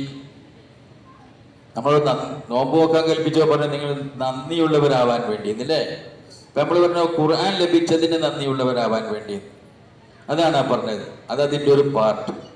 നമ്മളെ സൃഷ്ടിച്ചതിനും നമുക്ക് ആഹാരം നൽകിയതിനും നമുക്ക് ദീന നൽകിയതിനും ഒക്കെയുള്ള നന്ദി വേണോ വേണ്ടേ? എല്ലാത്തിനും നന്ദിയുള്ള അടിമ ആകാൻ വേണ്ടി. ഇവിടെ അല്ലാഹു തആല പറഞ്ഞത് നിനക്ക് മാത്രമല്ല കേട്ടോ മുഹമ്മദ്, നിനക്ക് മുമ്പുള്ള മുഴുവൻ പ്രവാചകന്മാർക്കും നാം വഹി നൽകിയിട്ടുണ്ട്. ആ കാര്യം എന്താണ്? ഷഹാദത്ത് കലിമ തന്നെയാണ്. ഷഹാദത്ത് കലിമ, ലാ ഇലാഹ ഇല്ലല്ലാഹ് എന്ന കലിമത്ത് വഹി നൽകപ്പെടാത്ത ഒരു പ്രവാചകൻ ഇവിടെ കടന്നു പോയിട്ടേയില്ല. എന്നിട്ട് നിന്നോട് പറയട്ടെ പ്രത്യേകമായി, നിനക്കും നാം വഹി നൽകിയിട്ടുണ്ട്. അള്ളാഹുവിൽ പങ്കു ചേർക്കരുത്, അള്ളാഹുവിനെ മാത്രമേ ആരാധിക്കാവൂ. അത് പറഞ്ഞ് തന്നെയാണ് നബി സല്ലല്ലാഹു അലൈഹി വസല്ലം ജീവിച്ചത്. അത് പറഞ്ഞതിന്റെ പേരിലാണ് ഏറും ബഹിഷ്കരണങ്ങളും എല്ലാം ഉൽമം സഹിക്കേണ്ടി വന്നതും ജന്മനാട്ടിൽ നിന്ന് ഹിജ്റ പോകേണ്ടി വന്നതും. അതല്ലാത്ത ഒരു കുറ്റവും മക്കക്കാരോട് നബി സല്ലല്ലാഹു അലൈഹി വസല്ലം ചെയ്തിട്ടില്ല. അവർക്ക് അദ്ദേഹത്തെ അങ്ങേയറ്റത്തെ ഇഷ്ടമായിരുന്നു. ഇഷ്ടം നഷ്ടപ്പെടാനുള്ള ഏക കാരണം ലാ ഇലാഹ ഇല്ലല്ലാഹ് എന്ന് നബി സല്ലല്ലാഹു അലൈഹി വസല്ലം പറഞ്ഞിട്ടില്ലായിരുന്നുവെങ്കിൽ ഖുറൈശികളുടെ പൊന്നോമനയായി തന്നെ അദ്ദേഹത്തിന് കഴിഞ്ഞുകൂടാമായിരുന്നു. ഒരു തടസ്സവും ഉണ്ടാവുകയില്ല. പക്ഷെ തടസ്സത്തിന് കാരണം ലാ ഇലാഹ ഇല്ലല്ലാഹ് എന്ന് പറഞ്ഞു എന്നുള്ളത് തന്നെയാണ്. ലഇൻ അശ്റകത എന്നിട്ട് പറയാണ് താക്കീത്, ലഇൻ അശ്റകത, ഇതൊക്കെ ഞാൻ സമ്മതിക്കും. നീ എനിക്ക് വേണ്ടി ജീവിച്ചു, എനിക്ക് വേണ്ടി പ്രബോധനം ചെയ്തു, എനിക്ക് വേണ്ടി ത്യജിച്ചു, സഹിച്ചു, കഷ്ടപ്പാടുകൾ, കണ്ണീരുകൾ എല്ലാം നീ സഹിച്ചു, അതൊക്കെ ഞാൻ സമ്മതിക്കും. പക്ഷേ ലഇൻ അശ്റകത, അങ്ങനെയുള്ള നീയാണ് ശിർക്ക് ചെയ്തത് എങ്കിൽ ലയഹ്ബതന്ന അമലുക, നിന്റെ സർവ്വ അമലുകളും അതോടുകൂടി പൊളിഞ്ഞു പോകും. ആരോടാ പറഞ്ഞേ? ലഇൻ അശ്റകത, താങ്കളാണ് ശിർക്ക് ചെയ്യുന്നത് എങ്കിൽ ലയഹ്ബതന്ന അമലുക, താങ്കളുടെ സർവ്വ അമലുകളും അതോടുകൂടി തകർന്ന് തരിപ്പണമായി പോകും. വലതകൂനന്ന മിനൽ ഖാസിരീൻ, സർവ്വവും നഷ്ടപ്പെട്ട പാപ്പരായവനായി നീ മാറുകയും ചെയ്യും. ഒന്നുമില്ലാത്തവനായി നീ മാറും. അതുകൊണ്ട് കുൻ ഫഅബുദ് ബലില്ലാഹ ഫഅബുദ്, അതുകൊണ്ട് നീ അല്ലാഹുവിനെ മാത്രം ആരാധിക്കുക, അവനെ മാത്രം നീ ആരാധിക്കുക. വകും മിനശ് ശാകിരീൻ, നീ നന്ദിയുള്ളവരുടെ കൂട്ടത്തിൽ പെട്ടുപോവുകയും ചെയ്യണം. സൂറത്ത് അൻആമിലെ 3-4 ആയത്തുകളിലായി 17 പ്രവാചകന്മാർ, ആകെ പരിശുദ്ധ ഖുർആനിൽ 25 പ്രവാചകന്മാരെ പറ്റി പേര് പറഞ്ഞു തന്നിട്ടുള്ളൂ. ഈ 17 പ്രവാചകന്മാരുടെ പേര് നോഹ് നബി അലൈഹിസ്സലാം മുതൽ മൂസ, ഈസ, സുലൈമാൻ, അയ്യൂബ്, ദാവൂദ്, യൂനുസ്, എല്ലാ പ്രവാചകന്മാരുടെ പേരും അങ്ങനെ പറഞ്ഞു വന്നിട്ട് അല്ലാഹു തആല പറയുന്നുണ്ട്, വലൗ അശ്റകൂ, അവരിൽ ആരെങ്കിലും ഒരുത്തൻ അല്ലാഹുവിൽ പങ്കു ചേർത്തിരുന്നുവെങ്കിൽ ലയഹ്ബതന്ന അൻഹും മാ കാനൂ യഅമലൂൻ, അവന്റെ എല്ലാ പ്രവൃത്തിയും തകർന്ന് തരിപ്പണമായി പോകുമായിരുന്നു. ആരോടായി പറഞ്ഞ്? അമ്പിയാക്കന്മാരുടെ പേര് പറഞ്ഞിട്ട്. അപ്പോൾ അള്ളാഹുവിന്റെ അടിമകളായ നമ്മൾ അള്ളാഹുവിൽ പങ്കു ചേർക്കുന്നവരായിക്കൊണ്ട് നോമ്പ് നോറ്റാൽ എന്തുണ്ടാകും സ്ഥിതി? അപ്പോൾ നമ്മൾ പരിശോധിക്കുകയും പുതുക്കുകയും കറകളഞ്ഞതാക്കുകയും ചെയ്യണമെങ്കിൽ ഈമാനിനെ ശരിയാക്കണം. അതിനെന്താ വഴി? ശരിയാക്കാൻ ഞങ്ങൾ തയ്യാറാണ്. എന്താണ് വഴി? ഈമാനിനെ ശരിയാക്കാൻ എന്താ വഴി? ഒരു വഴിയില്ലാത്തൊരു കാര്യം പറഞ്ഞിട്ട് എന്താ കാര്യം? ഈമാനെ ശരിയാക്കിയില്ലെങ്കിൽ ഒരു നിവൃത്തിയുമില്ല എന്ന് പറഞ്ഞു. ഈമാനെ ശരിയാക്കാൻ എന്താ വഴി? ഈമാനെ ശരിയാക്കാൻ പരിശുദ്ധ ഖുർആൻ പഠിക്കുക തന്നെ നിവൃത്തിയുള്ളൂ. പരിശുദ്ധ ഖുർആൻ അതിന് വേണ്ടി ഇറക്കിയത്, ആരാധനകൾ പഠിപ്പിക്കാൻ വേണ്ടിയല്ല. ഈമാൻ ശരിയാകാതെ ആരാധന ചെയ്തിട്ട് എന്താ കാര്യം? ഈമാൻ ശരിയാകാത്തൊരു മനുഷ്യനെ ആരാധന ചെയ്തിട്ട് എന്താ കാര്യം? കാര്യമില്ല. അപ്പൊ ഈമാൻ ശരിയാക്കാൻ വേണ്ടിയാണ് ആദ്യമായി പരിശുദ്ധ ഖുർആൻ ചെയ്ത പണി അതാ. മുഹമ്മദ് മുസ്തഫ സല്ലല്ലാഹു അലൈഹി വസല്ലം മക്കയിൽ വരുന്ന കാലഘട്ടത്തിൽ അവിടുത്തെ എത്ര വർഷമാണ് മക്കയിൽ ജീവിച്ചത്? എന്താ ഇന്റർവ്യൂ ചോദ്യം ചോദിക്കാൻ? എത്ര വർഷമായിരുന്നു നബി സല്ലല്ലാഹു അലൈഹി വസല്ലം മക്കയിൽ ജീവിച്ചത്? പോട്ടെ, എത്രാമത്തെ വർഷം വയസ്സിലാണ് അവിടുന്ന് ഹിജ്റ പോയത്? 53-ാമത്തെ വയസ്സിൽ. ആരോ പറഞ്ഞു, ഞാനത് വിചാരിക്കട്ടെ. 53-ാമത്തെ വയസ്സിൽ ഹിജ്റ പോയി. അപ്പൊ പിന്നെ എത്ര വർഷം പ്രവാചകനായി മക്കയിൽ ജീവിച്ചിരുന്നു? 13 വർഷം അവിടെ ജീവിച്ചിരുന്നു. 40-ാമത്തെ വയസ്സിൽ നബിയായി, 53-ാമത്തെ വയസ്സിൽ ഹിജ്റ പോയി. അപ്പൊ മക്കയിൽ എത്ര കൊല്ലം ഉണ്ടായിരുന്നു? 13 വർഷം. ഈ 13 വർഷം നമസ്കരിക്കാൻ പറഞ്ഞില്ല, ജുമ നടത്താൻ പറഞ്ഞില്ല, ഭാഗ്യം വിളിക്കാൻ പറഞ്ഞില്ല, നോമ്പ് നോക്കാൻ പറഞ്ഞില്ല, ഹജ്ജ് ചെയ്യാൻ പറഞ്ഞില്ല, ഒന്നും പറഞ്ഞിട്ടില്ല. പിന്നെ എന്തേ പറഞ്ഞിട്ടുള്ളൂ? അപ്പൊ പിന്നെ എന്തായിരിക്കും പറഞ്ഞിട്ടുണ്ടാവുക? ആകെ മദീനയിലേക്ക് പോകുന്ന വഴിയിൽ വെച്ചാണ് ലോകത്തിലെ നബിസ്വല്ലല്ലാഹു ആദ്യത്തെ ജുമാ വാദിസാലിം എന്നൊരു താഴ്വരയിൽ വെച്ചിട്ടാണ് നടന്നത്. അവിടെ ബാങ്ക് കൊടുത്തിട്ടുള്ളൂ. ഒരു പള്ളി ഉണ്ടാക്കിയത് നമ്മളിപ്പോ മസ്ജിദുൽ ഖിബ്ലത്തൈൻ എന്ന ഒരു പള്ളി ഉണ്ടല്ലോ, മക്കയുടെയും മദീനയുടെയും ഇടയിലായിട്ട്, ഖുബായിലെ പള്ളി. അവിടെയാണ് പള്ളിക്ക് അസ്ഥിവാരമിട്ട്, അവിടെ പണി പൂർത്തിയാക്കിയില്ല. മദീനയിൽ ചെന്നിട്ടാണ് പള്ളി ഈന്തപ്പനന്റെ പട്ടയം ഓലയൊക്കെ വെച്ചൊരു പള്ളി ഉണ്ടാക്കിയത്. അതുവരെ 13 കൊല്ലം പള്ളി ഉണ്ടാക്കിയിട്ടില്ല, ബാങ്കും വിളിച്ചിട്ടില്ല, നമസ്കരിക്കാനും പറഞ്ഞിട്ടില്ല, നോമ്പ് നോക്കാനും പറഞ്ഞില്ല, ഹജ്ജ് ചെയ്യാനും പറഞ്ഞില്ല, സകാത്ത് കൊടുക്കാനും പറഞ്ഞില്ല, ഒന്നും പറഞ്ഞിട്ടില്ല. പിന്നെ എന്ത് മാത്രമേ പറഞ്ഞിട്ടുള്ളൂ? ഒന്നും പറയാണ്ട് മിണ്ടാണ്ടിരിക്കുന്നത്. പണിയെടുക്കേണ്ടി വന്ന അതിനാ, ഏറ്റവും കൂടുതൽ പണിയെടുക്കേണ്ടി വന്ന അതിനാ. എന്നും ചെയ്യുകയാണെങ്കിൽ ഇതായിരിക്കും ഏറ്റവും കൂടുതൽ പണിയെടുക്കേണ്ടി വരിക. അത് ലാ ഇലാഹ ഇല്ലല്ലാഹ് തന്നെയാണ്. ഈ ഇരിക്കുന്ന ആളുകളിൽ അവരവരുടെ കുടുംബത്തിലേക്ക് ഒരു മിനിറ്റ് ഒന്ന് നിങ്ങളുടെ മനസ്സിനെ കൊണ്ടുപോകാമോ? ഒരു മിനിറ്റ്. നിങ്ങളുടെ കുടുംബങ്ങളിൽ വിഷമങ്ങൾ ഉണ്ടാകുമ്പോൾ അള്ളാഹുവേ എന്ന് വിളിക്കുന്നവർ മാത്രമായിരിക്കുമോ? ബദരീങ്ങളെ എന്ന് വിളിക്കുന്നവരുണ്ടാകുമോ? മമ്പർത്തങ്ങളെ എന്ന് വിളിക്കുന്നവരുണ്ടാകുമോ? ഗുരുവായൂരപ്പ എന്ന് വിളിക്കുന്നവരുണ്ടാകൂല എന്ന് ഞാനായിട്ട് വിചാരിക്കാം. കന്യാമറിയമേ എന്ന് വിളിക്കുന്നവരുണ്ടാവില്ല എന്ന് വിചാരിക്കാം. ജിബ്രീലെ എന്ന് വിളിക്കുന്നവരുണ്ടാവില്ല. ഇബ്രാഹിം നബി അലൈഹി സ്വലാമെ എന്ന് വിളിക്കുന്നവരുണ്ടാവില്ല. മുത്തനബിയെ എന്ന് വിളിക്കുന്നവരുണ്ടാകുമോ? ഉണ്ടാകുമോ? ഉത്തരം എല്ലാം പറഞ്ഞാൽ മതി, അതാ നല്ലത്. ബദരീങ്ങളെ എന്ന് വിളിക്കാത്ത വീടുകൾ എത്ര ഉണ്ടാവുകയും നമ്മുടെ ഈ നാട്ടിൽ? വളരെ കുറവായിരിക്കും. ആ കുറച്ചാളുകളെങ്കിലും അങ്ങനെ ആയി വരാൻ എത്ര കാലം പണിയെടുത്തിട്ടുണ്ടാവും? അപ്പൊ ബദരീങ്ങളെ എന്ന് ആവശ്യ സമയത്ത് അല്ലാത്തപ്പോഴും വിളിക്കുന്നവരുടെ നോമ്പ് എന്താകും? അതുകൊണ്ട് പ്രിയമുള്ളവരെ, ഈമാനിനെ ശരിയാക്കുക എന്നത്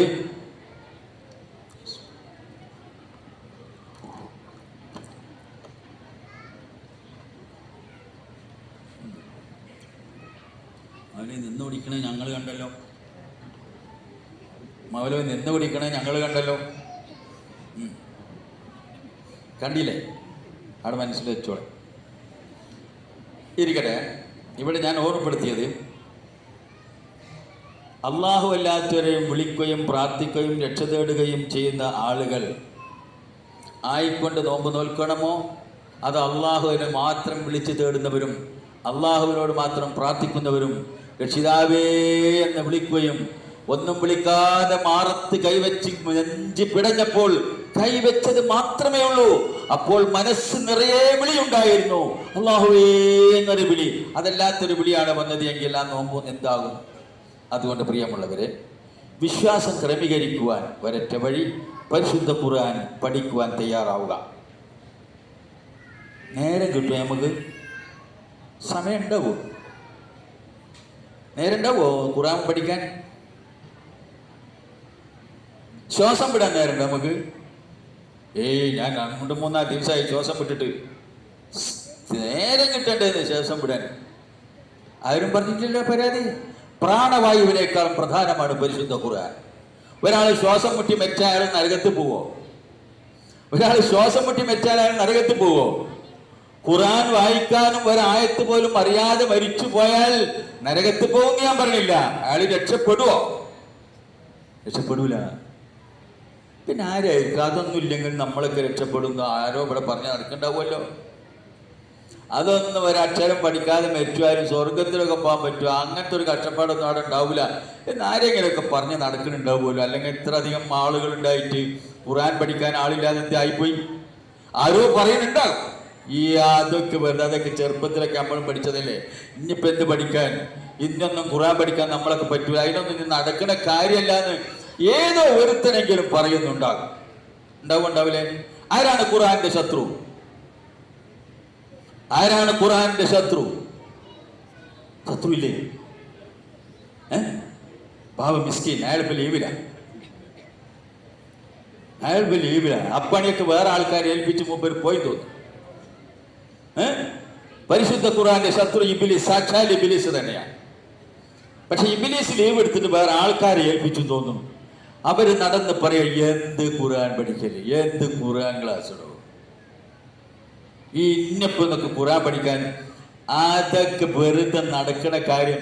എന്തോ ഒരു ലൈഫ്, ഒരു മൈൻഡുമില്ലാതെ നടക്കുന്ന മനുഷ്യൻ. അവൻ ഓർക്കും, അവൻ പറയും, വാവിട്ട് കരഞ്ഞുകൊണ്ട് അവൻ പറയും, ഞാൻ ഇനി പഠിച്ചുകൊള്ളാം. പക്ഷെ സമയം കൊടുക്കൂല. ഞാൻ പഠിച്ചുകൊള്ളാം എന്ന് പറയും. ഇതാ ഞാൻ ചില ആയത്തുകളോട് ഓതാം. സൂറത്ത് സുമറിലെ തന്നെ 54-ാമത്തെ ആയത്ത്. അഊദു ബില്ലാഹി മിനശ് ശൈത്വാനിർ റജീം വഅനീബൂ ഇലാ റബ്ബികും വഅസ്ലിമൂ ലഹു മിൻ ഖബ്ൽ അൻ യഅതിയകുമുൽ അദാബു ثم لا تنصرون واتبعوا أحسن ما أنزل إليكم من ربكم من قبل أن يأتيكم العذاب بغتة وأنتم لا تشعرون. ഈ ആയത്തെങ്ങാനും ഓതിയതുപോലെ നിങ്ങളുടെ മനസ്സിൽ അത് നിങ്ങൾക്ക് മനസ്സിലാക്കി തന്നിരുന്നുവെങ്കിൽ സംഗതി ബേജാറാകുമായിരുന്നു. ഇന്ന് ഭക്ഷണം കഴിക്കാൻ നിങ്ങൾക്ക് കഴിയില്ല, ഉറക്കാൻ കിടന്ന ഉറക്കം വരില്ല. സംഗതി അത്രയും കാലം ഞാൻ കഴിച്ചു കൂട്ടിയത് ഇതിന് ഒട്ടും ശ്രദ്ധിക്കാതെയാണ്. ഒരിക്കലും ഞാൻ ഇങ്ങനെ ഒരു ആയത്ത് ഖുർആനിൽ ഉണ്ടാകുമെന്ന് വിചാരിച്ചിട്ടില്ല. ഇങ്ങനെയും ഉണ്ടാകുമോ ഒരായത്ത്? എന്താണ് ഈ പറഞ്ഞത്? ഈ പറഞ്ഞ ഇതാണ്, വത്തബിഉ അഹ്സന മാ ഉൻസില ഇലൈക്കും മിർ റബ്ബിക്കും. നിങ്ങളുടെ റബ്ബിൽ നിന്ന് നിങ്ങൾക്ക് ഇറക്കി തന്ന ഒന്നുണ്ടല്ലോ, അതിനെ പിൻപറ്റിക്കൊണ്ട് നിങ്ങൾ ജീവിക്കുക. അത് ഞങ്ങൾ കേട്ടിട്ടുണ്ട്, അതങ്ങനെ കേട്ടിട്ടുണ്ട്, കേട്ടിട്ടുണ്ട്. എപ്പോൾ? ഇലൈക്കും മിർ റബ്ബിക്കും മിൻ ഖബ്ലി അൻ യഅതിയകുമുൽ അദാബു ബഗ്ത. ക്ഷിപ്രമായി, വളരെ പെട്ടെന്ന്, ഒരിക്കലും ഓർക്കാപ്പുറത്ത് ആ അദാബ് നിങ്ങളെ പിടികൂടുന്നു. ആ അദാബ് ഏതാ? അതേതാ അദാബ്? ഒരിക്കലും നിനക്കാത്ത, ഒരിക്കലും വിചാരിച്ചിട്ടില്ലാത്ത, ഒരിക്കലും അങ്ങനെ ആലോചിച്ചിട്ട് പോലും ഇല്ലാത്ത ഒരു സാഹചര്യത്തിൽ പെട്ടെന്ന് അദാബ് നിങ്ങളാണ്ട് പൊക്കിയെടുത്തു കൊണ്ടുപോകും. ആ അദാബ് ഏതാ? നരകമാണോ? അല്ല, നരകമല്ല, അത് മരണമാണ്. അത് വളരെ പെട്ടെന്നാണ് സംഭവിക്കുക. കാത്തു നിൽക്കാൻ ആളുണ്ടാവില്ല. അയാളും കൂടി കൊണ്ട് വന്നോട്ടെ എന്ന് പറയാൻ പറ്റൂല. നമ്മൾ മയ്യത്ത് നമസ്കാരത്തിനൊക്കെ ഇങ്ങനെ മുമ്പിലെ സഫിൽ പോയിരുന്ന ആളുകൾ പിന്നേക്ക് തിരിഞ്ഞു നോക്കിയിട്ടേയിരിക്കും. ഇനിയും തുടങ്ങാനായില്ലേ, ഇനിയും ആരാ കയറുന്നു, ഇനി ആരോട് ഓന്നുണ്ടാക്കുന്നു, വേറൊരു പറ്റേ നീ തുടങ്ങിക്കോ എന്ന് ഇമാമിനോട് ഇങ്ങനെ പറഞ്ഞുകൊണ്ടിരിക്കും. ആരെ കാത്തിരിക്കണെന്ന്. എന്നാലും കാത്തിരിക്കും. അവസാനത്തെ ഒരാൾ ഒന്നുണ്ടാക്കണം, അയാളെയും കൂടി കാത്തുനിന്നിട്ട് ഇമാമ് നമസ്കാരം തുടങ്ങി. ശരി, ആയിക്കോട്ടെ.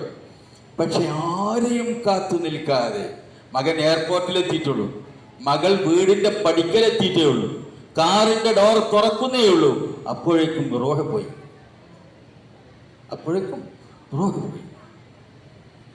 ആ വാപ്പാക്ക് കൊണ്ടുവരുന്ന ഗിഫ്റ്റ് ഉണ്ട്, അത് എന്നോ വാങ്ങി വെച്ചതാണ്. വരുമ്പോൾ കൊടുക്കണം, എൻ്റെ പിതാവിന്റെ കയ്യിൽ നേരിട്ട് കൊടുക്കണം. പലരും അന്ന് നാട്ടിൽ പലപ്പോഴും വന്നിരുന്നു, അവരെടുത്തൊന്നും കൊടുത്തയച്ചില്ല. അതെന്റെ വാപ്പാക്ക്, എൻ്റെ ഉമ്മാക്ക് ഞാൻ നേരിട്ട് കൊടുക്കണമെന്ന് കാത്തുവെച്ച ആ സമ്മാനം അത് തുറക്കാൻ സമയമായില്ല. അതിന്റെ മുമ്പ് അദ്ദേഹത്തെ കൊണ്ടുപോയി ബാഗത്തൻ. എന്തൊരു പ്രയോഗമാണെന്നറിയാമോ നിങ്ങൾക്കത്? ബാഗത്തൻ. വളരെ പെട്ടെന്ന് അതങ്ങൾ നടക്കുന്നു. നടന്നിട്ടില്ലേ വളരെ പെട്ടെന്ന്? കണ്ടിട്ടില്ലേ അത്തരം മരണങ്ങൾ? താങ്ങിയിട്ടില്ലേ അത്തരം മയ്യത്തുകൾ? കുളിപ്പിച്ചിട്ടില്ലേ അത്തരം മയ്യത്തുകൾ? ചുമന്നുകൊണ്ടുപോയില്ലേ അത്തരം മയ്യത്തുകൾ? മറവ് ചെയ്തില്ലേ നമ്മുടെ ഈ കൈകൾ കൊണ്ട് തന്നെ? ബാഗത്തൻ. വളരെ പെട്ടെന്ന് സംഭവിക്കും. ആ സംഭവിക്കുന്ന സമയത്ത് നിങ്ങൾക്ക് ഒരു വിവരവും ഒരു കാത്തിരിപ്പ് ഒരു പ്രതീക്ഷ പോലുമില്ലായിരുന്നു. പറയും നമ്മൾ, ഇന്നലെ ഞങ്ങൾ സാധാരണ ഇല്ലാത്ത മാതിരി മഗ്‌രിബ് നമസ്കരിച്ച് എത്രയോ നേരം വർത്താനം പറഞ്ഞിരുന്നാണ്. ഇതുവരെ പറയാത്ത എന്തൊക്കെയോ കാര്യങ്ങൾ അയാൾ പറഞ്ഞു. ഓർത്തു ഞാൻ, ഇതൊക്കെ ഇപ്പം എന്തിനാ എന്നോട് പറയുന്നില്ലേ? ഇപ്പോഴാണ് എനിക്കിങ്ങനെ ആദിയാവുന്നത്. ഭാര്യയും പറഞ്ഞു, സാധാരണ ഇല്ലാത്ത ഇങ്ങനെക്ക് എന്താ പഠിച്ചോനെ ഇങ്ങനെ പറയണത്? വിചാരിച്ചില്ല ഇന്ന് രാത്രി തന്നെ പോകുമെന്ന്. കൂട്ടുകാർ പറഞ്ഞു, മക്കള് പറഞ്ഞു, ഫോൺ ചെയ്തപ്പോൾ പറഞ്ഞു, വിചാരിച്ചില്ല ഞങ്ങൾ ആരും ഇത്ര പെട്ടെന്ന് സംഭവിക്കുമെന്ന്. അത് അങ്ങനെ തന്നെയാണ് ആ പോക്കുണ്ടാവുക. ഭാഗത്തൻ അത് പെട്ടെന്ന് അത് സംഭവിക്കും. ആ മരണം സംഭവിക്കും. അത് പടച്ചവൻ സെക്കൻഡ് കണക്കാക്കി വെച്ചിട്ടുണ്ട്, എഴുതി വെച്ചിട്ടുണ്ട്. മരണസമയം, സ്ഥലവും കാര്യങ്ങളുമൊക്കെ നമുക്ക് വായിക്കാൻ പറ്റാത്ത എഴുത്താണത്. നമുക്ക് മാത്രം വായിക്കാൻ പറ്റില്ല. സമയം, സ്ഥലവും കാരണങ്ങളും കാര്യങ്ങളൊക്കെ രേഖപ്പെടുത്തി വെച്ചിട്ടുണ്ട്. ആ രേഖ നമുക്കെങ്ങാനും വായിക്കാൻ പറ്റിയാൽ പിന്നെ എങ്ങനെ കൂട്ടിയാൽ നമ്മൾ ജീവിക്കുക? അതുകൊണ്ട് അല്ലാഹു തആല അത് വായിക്കാൻ നമ്മൾക്ക് വിവരം തന്നിട്ടില്ല. അത് കണക്കാക്കി വെച്ച ജീവിതമാണ്. ആയുസ് കണക്കാക്കി വെച്ചിരിക്കുന്നു. അങ്ങനെ പെട്ടെന്ന് അങ്ങോട്ട് മരിക്കുമ്പോൾ, പെട്ടെന്ന് വെച്ചാൽ എല്ലാവരും പെട്ടെന്ന് തന്നെ മരിക്കട്ടോ. ഒരു ചങ്ങായിനോട് ഇങ്ങനെ വിളിച്ചു പറഞ്ഞു, പിന്നെ ഇങ്ങനെ കളിക്കട്ടെ, നീ അവസാനം മരിക്കൂട്ടോ എന്നാണ്. പിന്നെ അങ്ങോട്ട് ബേജാറായിട്ട് പിന്നെ അങ്ങോട്ട് വന്നിട്ടപ്പോൾ പിന്നെ ചോദിച്ചാൽ, പിന്നെ ആരെവിടെ മരിക്കാത്തത്? അതെന്നെ ഞാനും പറഞ്ഞുള്ളൂ നിന്നോട്, നീ അവസാനം മരിക്കുന്നില്ലേ ഞാൻ പറഞ്ഞുള്ളൂ. അത് അവസാനം എല്ലാവരും മരിക്കും. അങ്ങനെ കെയർലെസ് ആക്കി വിട്ടോ. എന്നാൽ അല്ലാഹു തആല പറയുന്നത്, അന്ന് മരിച്ചു കഴിഞ്ഞാൽ പരലോകത്ത് നിന്റെ സങ്കടം പറയാൻ നീ ശ്രമിക്കും. ഇപ്പം തന്നെ സങ്കടം പറയാൻ ശ്രമിക്കേണ്ടി വരും. നേരം കിട്ടിയില്ല, വീട്ടിൽ ആളുണ്ടായിരുന്നില്ല, വിരുന്നാരെ കൊണ്ട് ഒഴിവ് കിട്ടിയില്ല, വന്നവർ ആ നേരത്തെ തന്നെ വന്നും ചെയ്ത്, ആ ദിവസം തന്നെ വരും ചെയ്ത്. എന്തൊക്കെ കാരണങ്ങളാ, എന്തൊക്കെ. ആ നേരത്തെ ഒരു ഫോൺ എന്നാ വിളിച്ചു വെക്കൂല, കറങ്ങാന്ന് പറഞ്ഞ തിരിച്ചാണ് പറഞ്ഞു, ഞാൻ പരിപാടിക്ക് പോവാണ്, ഞാൻ പിന്നെ വിളിക്കാണ്ട് വെച്ചിട്ട് ഇങ്ങോട്ട് പോകുന്നൂടെ? നിൽക്കാൻ നേരമില്ല, ഇപ്പൊ ക്ലാസ് തുടങ്ങും, ഞാൻ പോവാണെന്ന് പറഞ്ഞിട്ട് പോകുന്നൂടെ? വരാൻ പറ്റൂലേ? അയാൾ തെറ്റോ? തെറ്റൂല. തെറ്റിയാൽ തന്നെ ചെറിയ തെറ്റില് തെറ്റും. നമ്മളൊരു വിളിച്ചപ്പോൾ അവർക്ക് ഖുർആൻ ക്ലാസ്, അത് പോകേണ്ടത് തന്നെയാ. നിനക്ക് വേണമെങ്കിൽ നാളെയും വിളിക്കാം, നീ ഇപ്പം നിന്ന് പറഞ്ഞ മുഴുവൻ കേട്ടില്ല വെച്ചിട്ട് എനിക്ക് മരിക്കുമ്പോൾ എല്ലാം നഷ്ടം സംഭവിക്കില്ല. പക്ഷെ ഇത് പഠിക്കാൻ കിട്ടിയില്ലെങ്കിൽ എനിക്ക് നഷ്ടമല്ലേ? അതുകൊണ്ടാണ് കേട്ടോ. സോറി, ക്ഷമിക്കണേ. ഇനി മേലെ ആ നേരത്തെ വിളിക്കരുത്. ചൊവ്വാഴ്ച ഇന്ന സമയം മുതൽ ഇന്ന സമയം വരെ നിങ്ങളുടെ ഖുർആൻ ക്ലാസിന്റെ സമയമാണ് പറഞ്ഞൂടെ? ചൊവ്വാഴ്ച ഇന്ന സമയം മുതൽ ഇന്ന സമയം വരെ ഞങ്ങളുടെ ഖുർആൻ ക്ലാസിന്റെ സമയമാണ്. ആ സമയത്ത് എന്നെ വിളിക്കരുത്. വിളിച്ചാൽ ഞാൻ എടുക്കൂല. ആരെങ്കിലും എടുക്കും, ഞാൻ ക്ലാസ്സിന് പോയിട്ടുണ്ടാകും. പറ്റൂല എന്നില്ലെങ്കിൽ ഇത് പറ്റും. ഇനി പറയാൻ പോകുന്നത് പറ്റും. ഞാൻ ഈ പറഞ്ഞത് നിങ്ങൾക്ക് പറയാനും ശ്രദ്ധിക്കാനും പറ്റിയിട്ടില്ലെങ്കിൽ ഈ സംഭവം നമുക്ക് പറ്റും. അതെന്താണത്? അൻ തഖൂല നഫ്സുൻ യാ ഹസ്റതാ അലാ മാ ഫറത്തു ഫീ ജംബില്ലാഹ് വഇൻ കുന്തു ലമിനസ്സാഖിരീൻ. ആദ്യത്തെ സങ്കടം എന്താ പറഞ്ഞത്? അന്തഖൂല നഫ്സു. ഇങ്ങനെ ഒരു മനുഷ്യനും സങ്കടപ്പെട്ട് പറയാതിരിക്കാൻ വേണ്ടിയിട്ടാ ഈ സംഗതി പെട്ടെന്ന് നിങ്ങളെ പിടിച്ചു കൊണ്ടുപോകുമെന്ന് പറഞ്ഞത്. പെട്ടെന്ന് നിങ്ങളെ പിടിച്ചു കൊണ്ടുപോകുമെന്ന് പറഞ്ഞാൽ എന്തിനറിയാമോ? പെട്ടെന്ന് കൊണ്ടുപോയിട്ട് പിന്നെ നിങ്ങൾ സങ്കടപ്പെട്ട് പറയേണ്ടി വരും. അത് നിങ്ങൾ പറയുന്നവരാകാതിരിക്കാൻ വേണ്ടിയാ ഈ കാര്യം ഞാൻ പറഞ്ഞത്. അന്തഖൂല നഫ്സു. ഒരു മനുഷ്യൻ എങ്ങനത്തെ ഒരു സങ്കടം പറയാൻ പാടില്ല. യാ ഹസറത്താ, എന്റെ ഖേദമേ, എന്റെ സങ്കടമേ, എന്റെ നാശമേ, അലാ മാ ഫറത്തു ഫീ ജംബില്ലാഹ്. ഞാൻ എനിക്ക് വേണ്ടി പഠിക്കുകയും കേൾക്കുകയും മനസ്സിലാക്കുകയും ചെയ്യേണ്ട, ഞാൻ ചിന്തിക്കുകയും എൻ്റെ ജീവിതം തിരുത്തുകയും ചെയ്യേണ്ട, എൻ്റെ മനസ്സിനെ മാറ്റിമറിക്കുകയും അള്ളാഹുവിലേക്ക് അടുക്കുകയും അള്ളാഹുവിൻ്റെ പ്രീതി നേടുകയും അള്ളാഹുവിൻ്റെ ഇഷ്ടത്തിനനുസരിച്ച് ജീവിക്കുകയും ചെയ്യേണ്ട ഞാൻ അതിൽ ഒരുപാട് കാര്യം വീഴ്ച വരുത്തിയല്ലോ.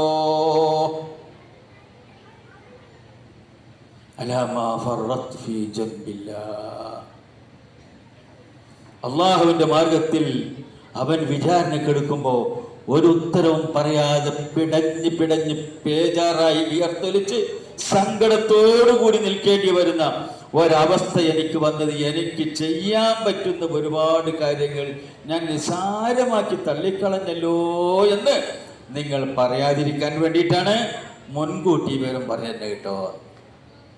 മുൻകൂട്ടി ഒരു വിവരം പറഞ്ഞെന്നാൽ അത് സ്വീകരിച്ചിട്ടില്ലെങ്കിൽ പിന്നെ അയാളെ പറ്റി എന്താ പറയാ? നമുക്ക് വേണ്ടതൊക്കെ മുൻകൂട്ടി പറഞ്ഞു തന്നിട്ട്.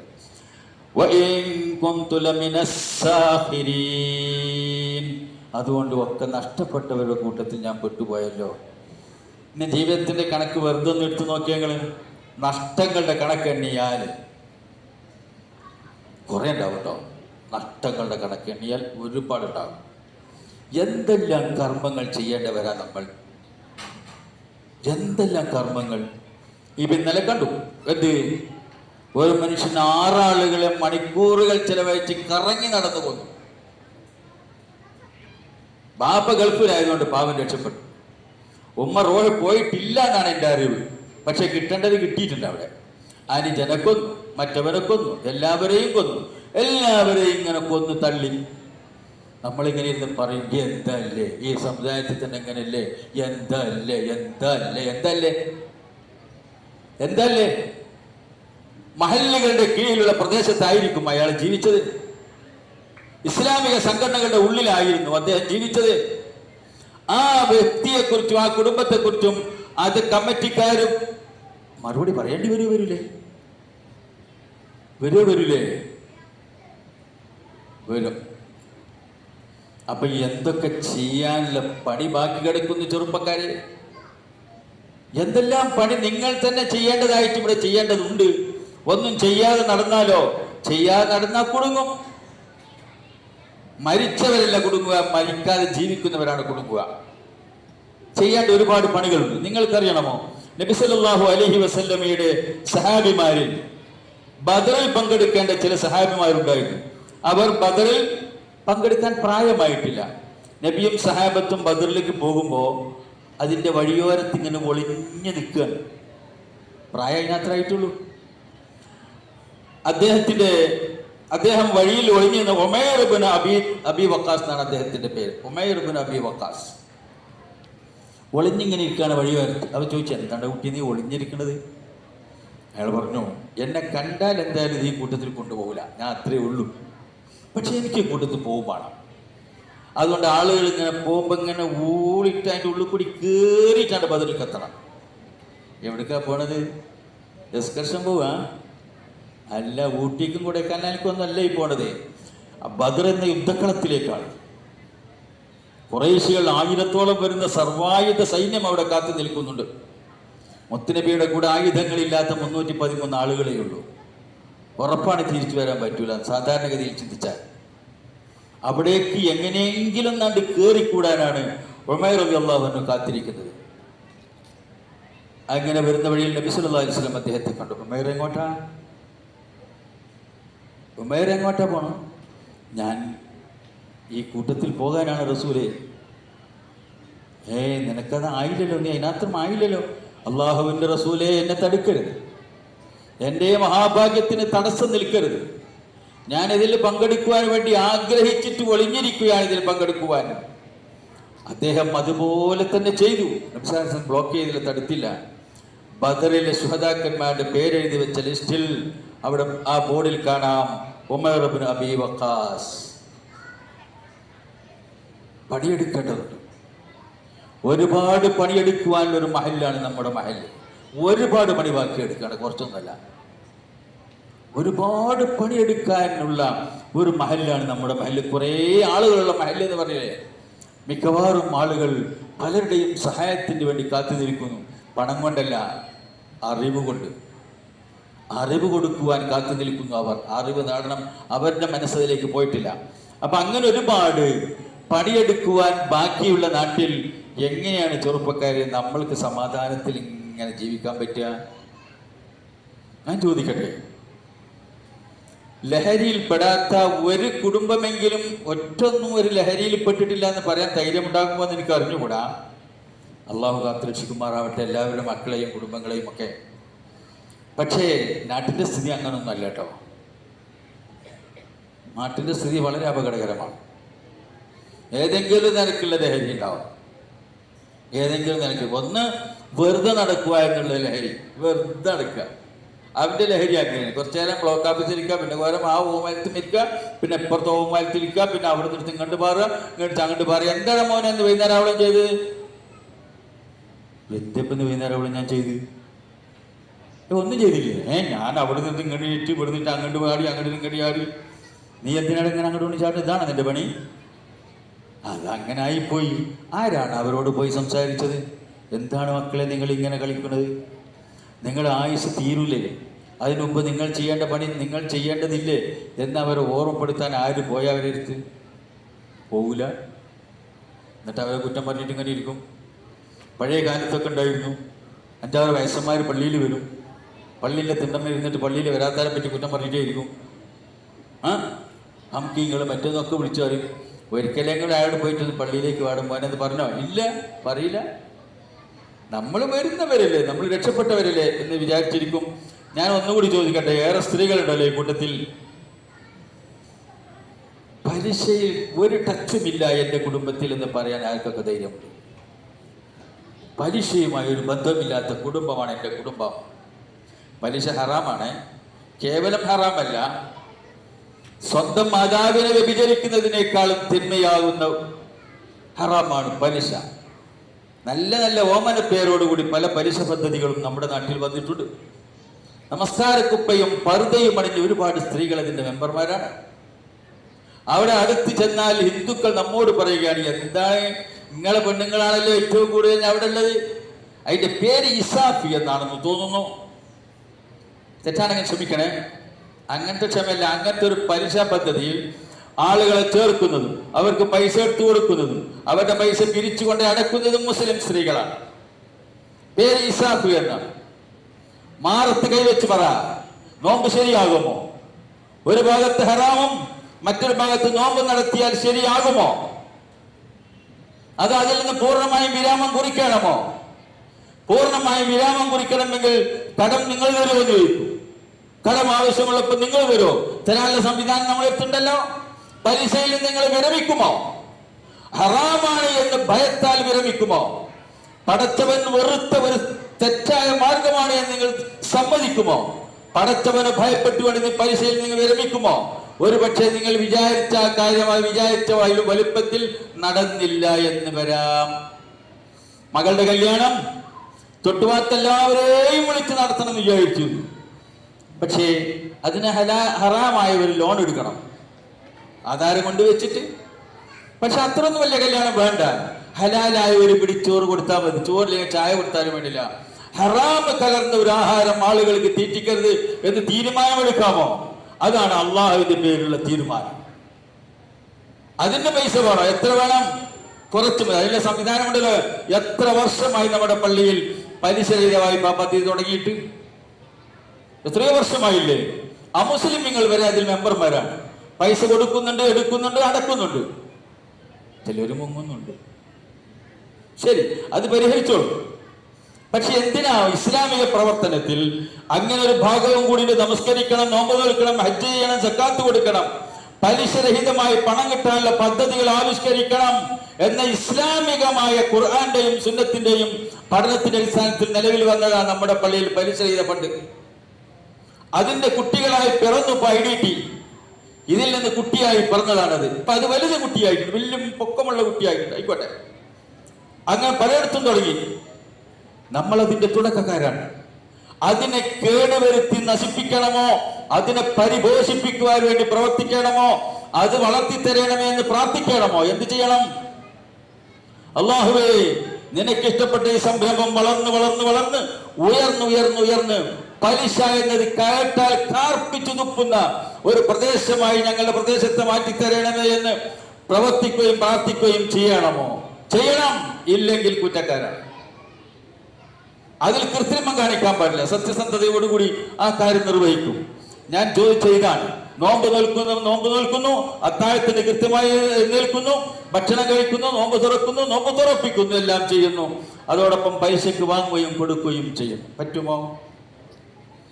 ഇത് പറ്റാതിരിക്കണമെങ്കിൽ എന്ത് വേണം? അള്ളാഹു ഇഷ്ടപ്പെട്ട സംരംഭം നട്ട് നനച്ച് വളർത്തി അത് പരിപോഷിച്ച് കാണാൻ വേണ്ടി കണ്ണിൽ എണ്ണയൊഴിച്ച് പടച്ചവനോട് പ്രാർത്ഥിച്ച് കാത്തിരിക്കണം. അതിനാണ് ചെറുപ്പക്കാരെ നമ്മൾക്ക് ഈ ആയുസ് തന്നത്. ചെറുപ്പക്കാർ ഒരുപാടുണ്ടാവുകയുമില്ല ഇത്തരം സദസ്സുകളിൽ. അതെന്ത് പറ്റിയെന്ന് നാം വലിയവർ മറുപടി പറയേണ്ടിയിരുന്നു അള്ളാഹുവിനോട്. ഇല്ല, മറ്റാളെ പരിചയപ്പെടുത്താനാണ് നിങ്ങൾക്ക്. ബദറിലേക്ക് തന്നെ പുറപ്പെടുകയാണ്. ബാപ്പയും മകനും രണ്ടാളും ബദറിലേക്ക് ഒരുങ്ങിയിട്ടുണ്ട്. അപ്പൊ രണ്ടാളും കൂടി പോകാൻ പറ്റില്ല എന്നാണ് അദ്ദേഹത്തിന്. ആ പേര് ബാപ്പ പറഞ്ഞു, മകനെ ഇതിൽ എന്നെ പേര്, ഞാൻ പോകാം, തൽക്കാലം മോനൊന്ന് മാറി നിന്നു. മകൻ സമ്മതിച്ചില്ല. ഞാൻ തന്നെ പോയിക്കോളാം ബാപ്പ മാറി നിൽക്കും. ബാപ്പയും സമ്മതിച്ചില്ല. അവസാനം ആര് പോകണമെന്ന് തീരുമാനിക്കാൻ നറുക്ക് കിട്ടിയത് മകനായി. മകനെ നറുക്ക് വീണപ്പോ ബാപ്പ പറഞ്ഞു, യാ ബുനയ്യ, എന്റെ പൊന്നുമോനല്ലേ നീ, ബാപ്പ പറഞ്ഞത് അനുസരിക്കണ്ടടാ മോനെ നീ. അതേ, ബാപ്പ പറഞ്ഞത് അനുസരിക്കണം. എന്നാ ഈ ചാൻസ് എനിക്ക് വിട്ടുകൊണ്ട പൊന്നുമോനെ, ബാപ്പ പോകട്ടെ ബദറിലേക്ക് എന്ന് പറഞ്ഞ് ബാപ്പ കെഞ്ചി അപേക്ഷിച്ചു നോക്കി മകനോട്. മകൻ അതുപോലെ തന്നെ ഇങ്ങോട്ടും കെഞ്ചി. എന്താ പറഞ്ഞേ? യാ അബതി. ബാപ്പ എങ്ങനെ വിളിച്ചത്? യാ ബുനയ്യ, എന്റെ പൊന്നുമോനെ, ഈ യുദ്ധക്കളത്തിലേക്ക് ബാപ്പാനെ വിട്, നീ വീട്ടിൽ നിൽക്ക്, ഇവിടുത്തെ കാര്യങ്ങൾ നീ നോക്ക്. ആ യാ അബത്തി എന്ന് വിളിച്ചിട്ടാണ്, യാ ബുനയ്യ എന്ന് വിളിച്ചിട്ടാണ് ബാപ്പ പറഞ്ഞത്. മകൻ അതേ തിരിച്ചു വിളിച്ചു, യാ അബതി ലൗ കാന ഗൈറൽ ജന്ന ഫഖുൽത്. എന്റെ പൊന്നു പിതാവേ, ഇത് സ്വർഗത്തിന്റെ ഒരു കാര്യമായത് കൊണ്ട് മാത്രമാണ് ഞാൻ ഇത്രയും വാശി പിടിക്കുന്നത്. ഈ കാര്യത്തിൽ മറുപടി മകനിൽ നിന്ന് പ്രതീക്ഷിക്കരുത് കേട്ടോ ബാപ്പാ. ദേവിടിക്കായി മത്സരം സ്വർഗത്തിന് വേണ്ടി. നാം നോമ്പ് നോൽക്കുന്നത് സ്വർഗത്തിന് വേണ്ടി, നരകത്തിൽ നിന്ന് രക്ഷപ്പെടാൻ വേണ്ടി, സമാധാനപരമായ മരണം സംഭവിക്കാൻ വേണ്ടി, സങ്കടപ്പെടാതെ ജീവിക്കാൻ വേണ്ടി. മുഹമ്മദ് മുസ്തഫ സല്ലല്ലാഹു അലൈഹി വസല്ലമയോട് ഒരു സഹാബി ചോദിക്കുന്നുണ്ട്, മുർനി ബിഅമലിൻ അദ്ഖിലു ബിൽ ജന്ന. എനിക്കൊരു കാര്യം ഉപദേശിക്കൊണ്ട് അല്ലാഹുവിന്റെ റസൂലേ, ആ കാര്യം ചെയ്ത് ഞാൻ സ്വർഗത്തിൽ പോകണം. നബി സല്ലല്ലാഹു അലൈഹി വസല്ലം പറഞ്ഞു, അലൈക ബിസ്സിയാം. സ്വർഗത്തിൽ പോകണമോ? നീ നോമ്പ് അനുഷ്ഠിക്കുക. സമ്മതിച്ചു. 2 ദിവസം കഴിഞ്ഞിട്ട് വീണ്ടും ഈ മനുഷ്യ അതേ ചോദ്യം ചോദിച്ചു. അല്ലാഹുവിന്റെ റസൂലേ, എന്നോട് എന്തെങ്കിലും കൽപ്പിക്കും, ഞാനത് ചെയ്ത് സ്വർഗത്തിൽ പോകട്ടെ എന്ന് പറഞ്ഞു. അപ്പോൾ നബി സല്ലല്ലാഹു അലൈഹി വസല്ലം പറഞ്ഞു, അലൈക ബിസ്സിയാം ലാ അദ്ല ലഹു. അലൈക ബിസ്സിയാം ലാ അദ്ല ലഹു. നീ നോമ്പ് നോക്ക്, അതിന് പകരം വെക്കാൻ വേറൊന്നുമില്ല. ആ നോമ്പിലേക്കാണ് നമ്മൾ പ്രവേശിക്കുന്നത്. നോമ്പിന്റെ പകരം വെക്കാൻ നോമ്പല്ലാത്ത മറ്റൊന്നില്ല. പക്ഷെ ആ നോമ്പ് എങ്ങനെയായിരിക്കണം? നോമ്പിന്റെ കൃത്യമായ സൗം എന്ന വാക്കിന്റെ കൃത്യമായ അർത്ഥം അൽ ഇംസാക്ക്, പിടിച്ചു കെട്ടുക. നാവിനെ പിടിച്ചു കെട്ടി, കണ്ണിനെ പിടിച്ചു കെട്ടി, കൈകാലുകളെ പിടിച്ചു കെട്ടി, സമ്പൂർണമായ എന്താണ്, പരോളിൽ വിടലില്ല വരാൻ.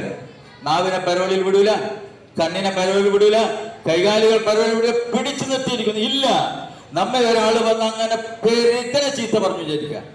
നോമ്പുകാരായിരിക്കെ ഒരാൾ വന്ന് എന്താണ് ഇയാൾ ഇങ്ങനെ പറയണത്, വിചാരിക്കാത്ത രൂപത്തിൽ പറഞ്ഞു തറവാട്ടി കയറി വാപ്പാനെ പറഞ്ഞു, മരിച്ചുപോയ വാപ്പാനെ പറഞ്ഞു, മരിച്ചുപോയ വാപ്പാനെ വരെ പറഞ്ഞവന്റെ കൈകാലുകൾ നേരെ നിൽക്കുന്നോടത്ത് ഇവൻ പിന്നിൽ കെട്ടി.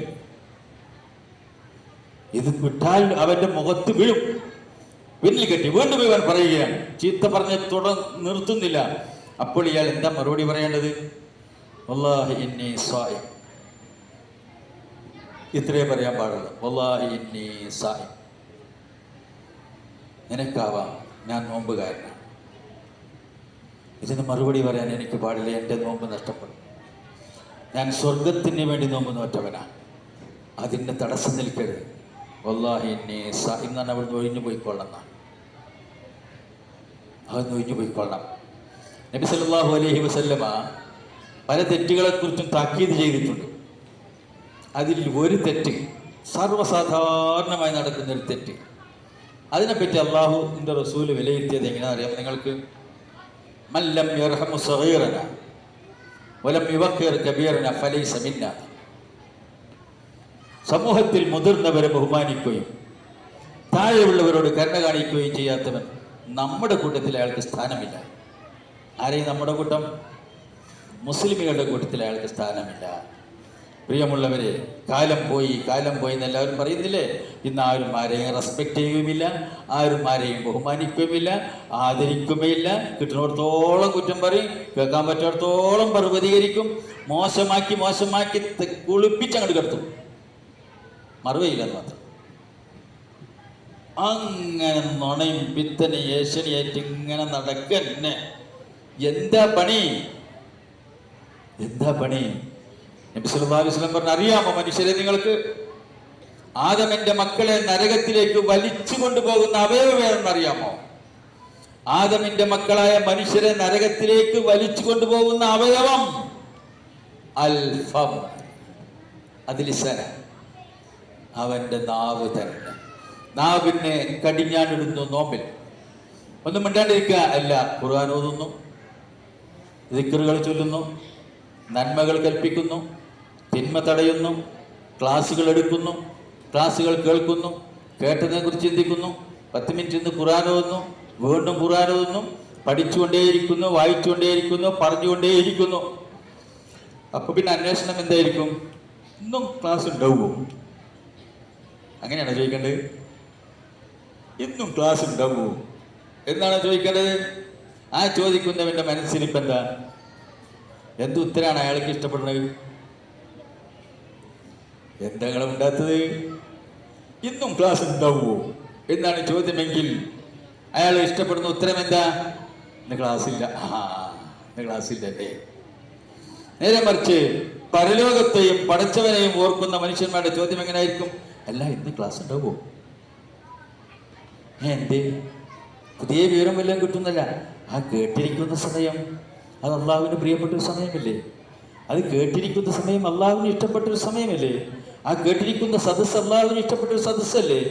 ഈ കാത് ഒരു ദിവസം അതിന് ശുപാർശ ചെയ്യുമല്ലോ. ഈ ചുമരുകൾ ഇന്നത്തെ പരിപാടിക്ക് സംസാരിക്കുമോ ഇല്ലേ? ഇതിന്റെ ചുമരുകളും ഇവിടുത്തെ ഫർണിച്ചറുകളും സംസാരിക്കുന്ന ദിവസം വരും. അന്ന് പറയും ഈ മനുഷ്യന്മാരുടെ വന്നിരുന്നു, അവർ അത് കേട്ടിരുന്നു. 2 കാര്യം അവസാനിപ്പിക്കുകയാണ് ഞാൻ. ഒരുപാട് കാര്യങ്ങൾ മനസ്സിൽ ബാക്കിയുണ്ട്. പിന്നെ ഇനി ഉണ്ടാവുമല്ലോ, പള്ളിയിൽ ഇരിക്കുന്നവർ, നിങ്ങളും നിങ്ങളെപ്പോലുള്ള സഹോദരന്മാരൊക്കെ ഉണ്ടാവുമല്ലോ, എപ്പോഴെങ്കിലും ഒക്കെ ആവാം. 2 കാര്യം നമുക്ക് വേണ്ടി ശഫാഅത്ത് ചെയ്യുന്ന 2 കാര്യം. അതേതാ? ബാപ്പ വരുമോ നമുക്ക് ശഫാഅത്ത് ചെയ്യാൻ? ഭർത്താവ് വരുമോ? മക്കള് വരുമോ? മരിച്ചവല്ലിപ്പ് വരുമോ? മറ്റമ്പിയാക്കന്മാർ കൂടി വരുമോ? അള്ളാന്റെ റസൂല് വരുമോ? അത് ശഫാഅത്ത് വേറെയാണ്.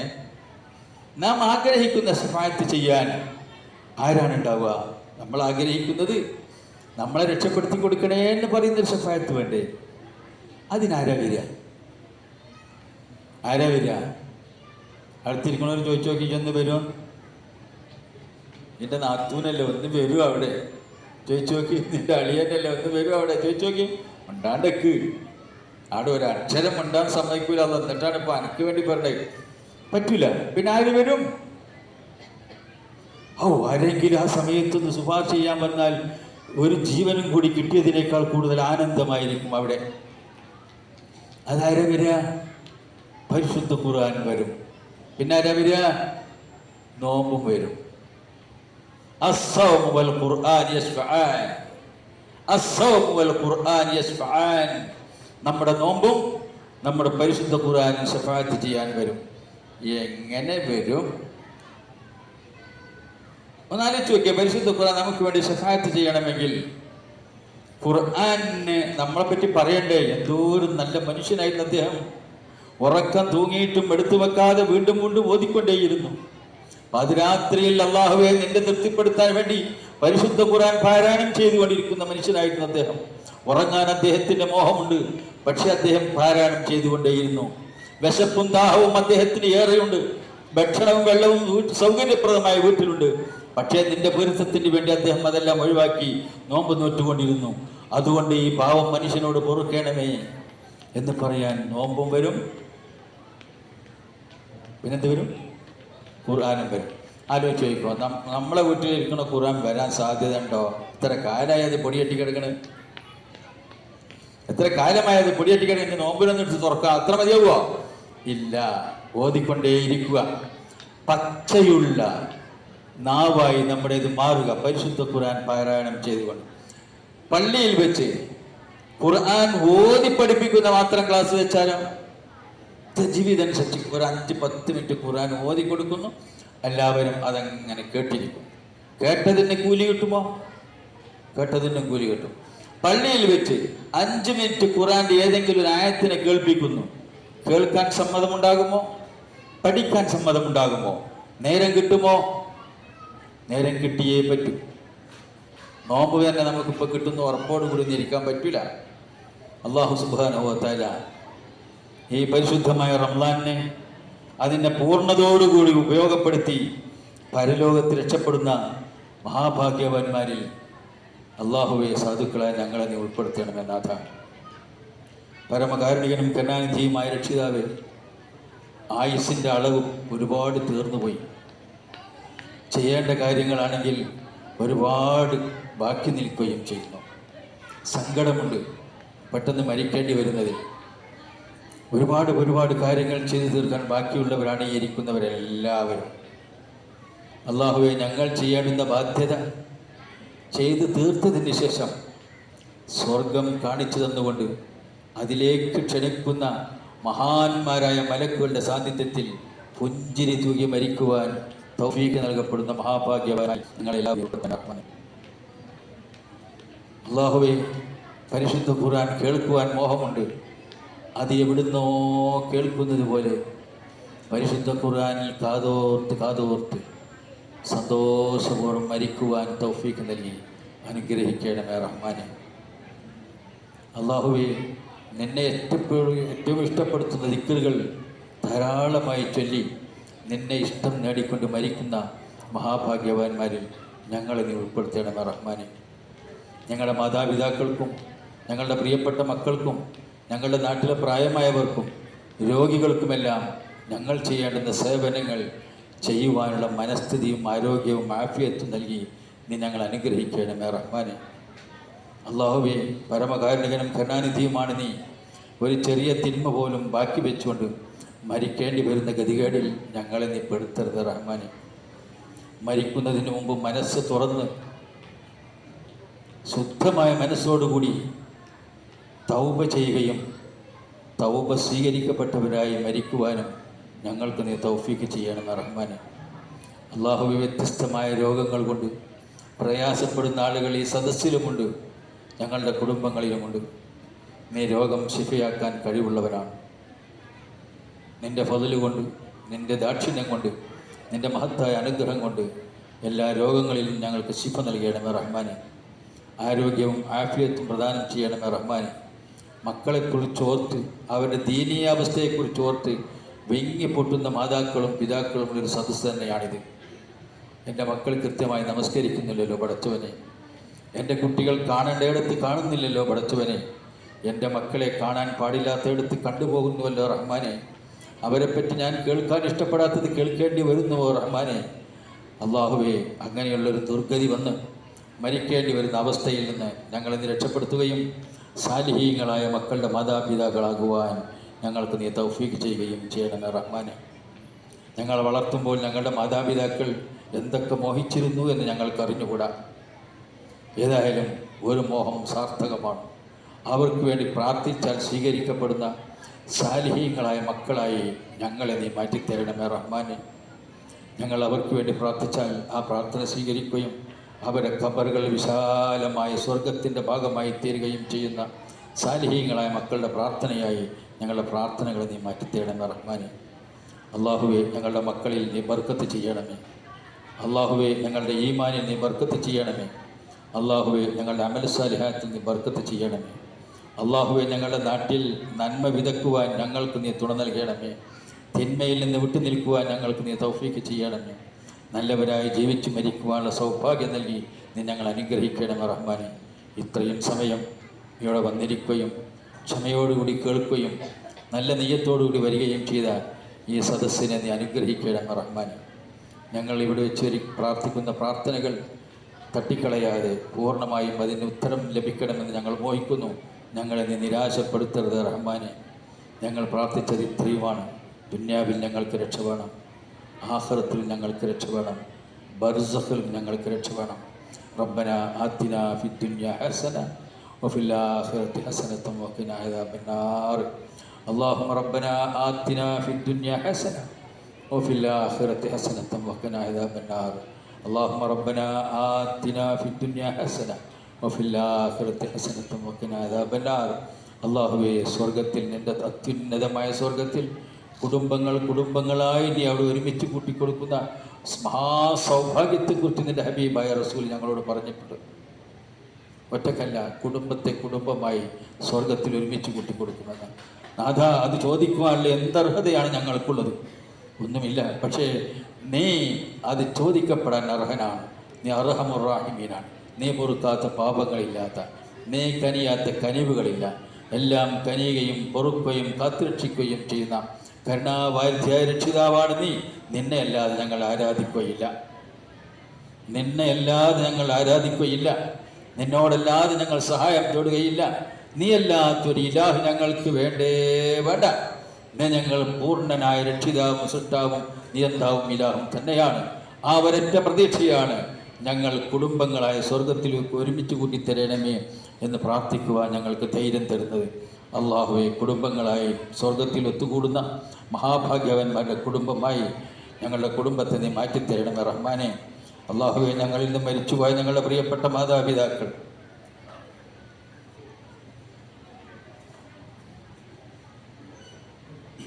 അവർക്ക് വേണ്ടി നീ ഞങ്ങളെ ബാക്കി വെച്ചു. അവരോട് പൊറുക്കണമേ റഹ്മാനെ. അവരുടെ പാപങ്ങൾ പുറത്തു കൊടുത്ത് സ്വർഗാവകാശത്തിൽ ഉൾപ്പെടുത്തണമേ റഹ്മാനെ. റബ്ബന ആതിനാ ഫി ദുനിയ ഹസന വഫിൽ ആഖിറതി ഹസനത വഖിനാ അദാബന്നാർ. സല്ലല്ലാഹു തആല വസല്ലമ അലാ ഖൈരി ഖൽഖിഹി മുഹമ്മദിൻ വആലിഹി വസഹ്ബിഹി വസല്ലം. സുബ്ഹാന റബ്ബിക റബ്ബിൽ ഇസ്സത്തി അമ്മാ യസിഫൂൻ വസലാമുൻ അലൽ മുർസലീൻ വൽഹംദുലില്ലാഹി റബ്ബിൽ ആലമീൻ. അസ്സലാമു അലൈക്കും.